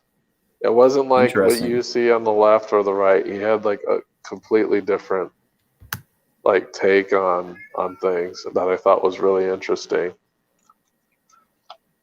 Because ultimately what he says is, because he's an Afghan native, he speaks like basically perfect English, but he was an equivalent of a 4-star general in the Afghan army. So you can imagine he gets asked tough questions about why they folded so quick and stuff like that. But Right. one of the things he says is that he says, we've been at war for 40 years. And what's better, not being able to listen to whatever music you want or not dying? So that was like his argument of why they ceased to fight the Taliban, because to him, he said it wasn't worth the cost in lives in order to watch whatever movie you wanted to watch, or basically this freedoms that we get here in our respective countries. Right. He said it wasn't worth the loss of life in his opinion. So, and he's not, and he's a person who was in Afghanistan before the Taliban came to power. So he does explain in his experience before the Taliban came, and his experience while the Taliban was there. But it's a good podcast. It was from this week, The Daily. You should try. I don't know if you listen to that podcast at all, but they usually cover hot news stories like a day after they happen. And they're usually pretty objective. Sometimes they have questionable stuff on there. Like they covered the 1619 project, which I thought was I couldn't get through the second podcast about it. Well, it sounds cringe. I could barely tolerate the first one. But I don't really consider that journalism. But the other journalism on hot button issues is pretty objective. They'll ask tough questions, no matter who the politician they are talking to. Like they don't try to play favorites, is what I'm saying. Like if they're talking to AOC, they'll ask her a tough question. That's good. But yeah, I guess that's it. Hey AOC, why did you put red ink on your booty? Talking about the dress. Yeah. Yeah, so yeah, that's pretty much it. And I guess we could talk about what we'll check out next week and tomorrow. So did you want to go ahead and plug away? Yeah, next tomorrow, check out on my channel, Mindgasms. We're going to do movie chat with Chris and Chizan, our regular movie chat partners. We're going to talk about Blade, the awesome vampire movie from 1997. And yeah, probably next week sometime, I think you and I are going to finally do that chat about those Isaac Asimov stories called The Last Question and the Last Answer, right? About about that supercomputer called Multivac, where the humans are trying to get it to figure out if it can prevent the inevitable heat death of the universe. And in the second one, The Last Answer, man who wants to kill God. Yeah, man who wants to kill God gets brought to the afterlife, which is very interesting as well. And yeah, check out our last chat that Dusty and I did that pissed people off a lot, criticizing I'm gonna James have to take Lindsay. a look at those comments because I haven't taken a look at them. Yeah, there are a bunch of angry comments that people made on there, and most of them they all pretty clearly haven't read CRT either. And check out my Patreon too, which is at Mindgasms if you want to, and my blog, which is mindgasms.theblogpress.com, with chapters of my novel that I've been writing, short stories and poems, and blogs about a lot of the stuff that we've been talking about here, like culture, politics, and also like travel and history and philosophy and that kind of stuff. And yeah, that's all my plugs. And what are we gonna talk about next week on your channel? Next week we can dive back into Castlevania, if that's cool. But I also wanted to know who did you want to like? I know we were talking about Squid Game. Did you want to do that for your channel or my channel? We could do it for mine. I know you said it sounds similar to Parasite, and Right. you had suggested that. I just wanted to do I wanted to talk about The Matrix after Blade, but we could talk about it after that. Yeah, I'm Unless just you saying wanted- because the Squid Game is hot right now. So if you wanted Yeah. to, Well, we could maybe even talk capitalize on about that. maybe we could talk about it after Blade then. Maybe that would be better. All right, that sounds good.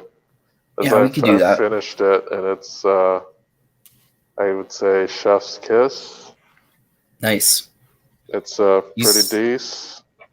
You said it's like it's a 5-episode miniseries on Netflix. No, it's 9, but I was 9 watching episodes. Okay. Yeah, I was watching it in 1.5. So, like I said, now that I can watch Netflix series in 1.5, it's such easier. Like you feel almost like you're wasting time when you're watching these like long series. But now that I can speed them up on Netflix, I'm like, okay, I'm saving some time here now. Nice. But it's 9 episodes, so I think I watched like 2 or 3 a night. So Okay. yeah, it's pretty good stuff. Sweet.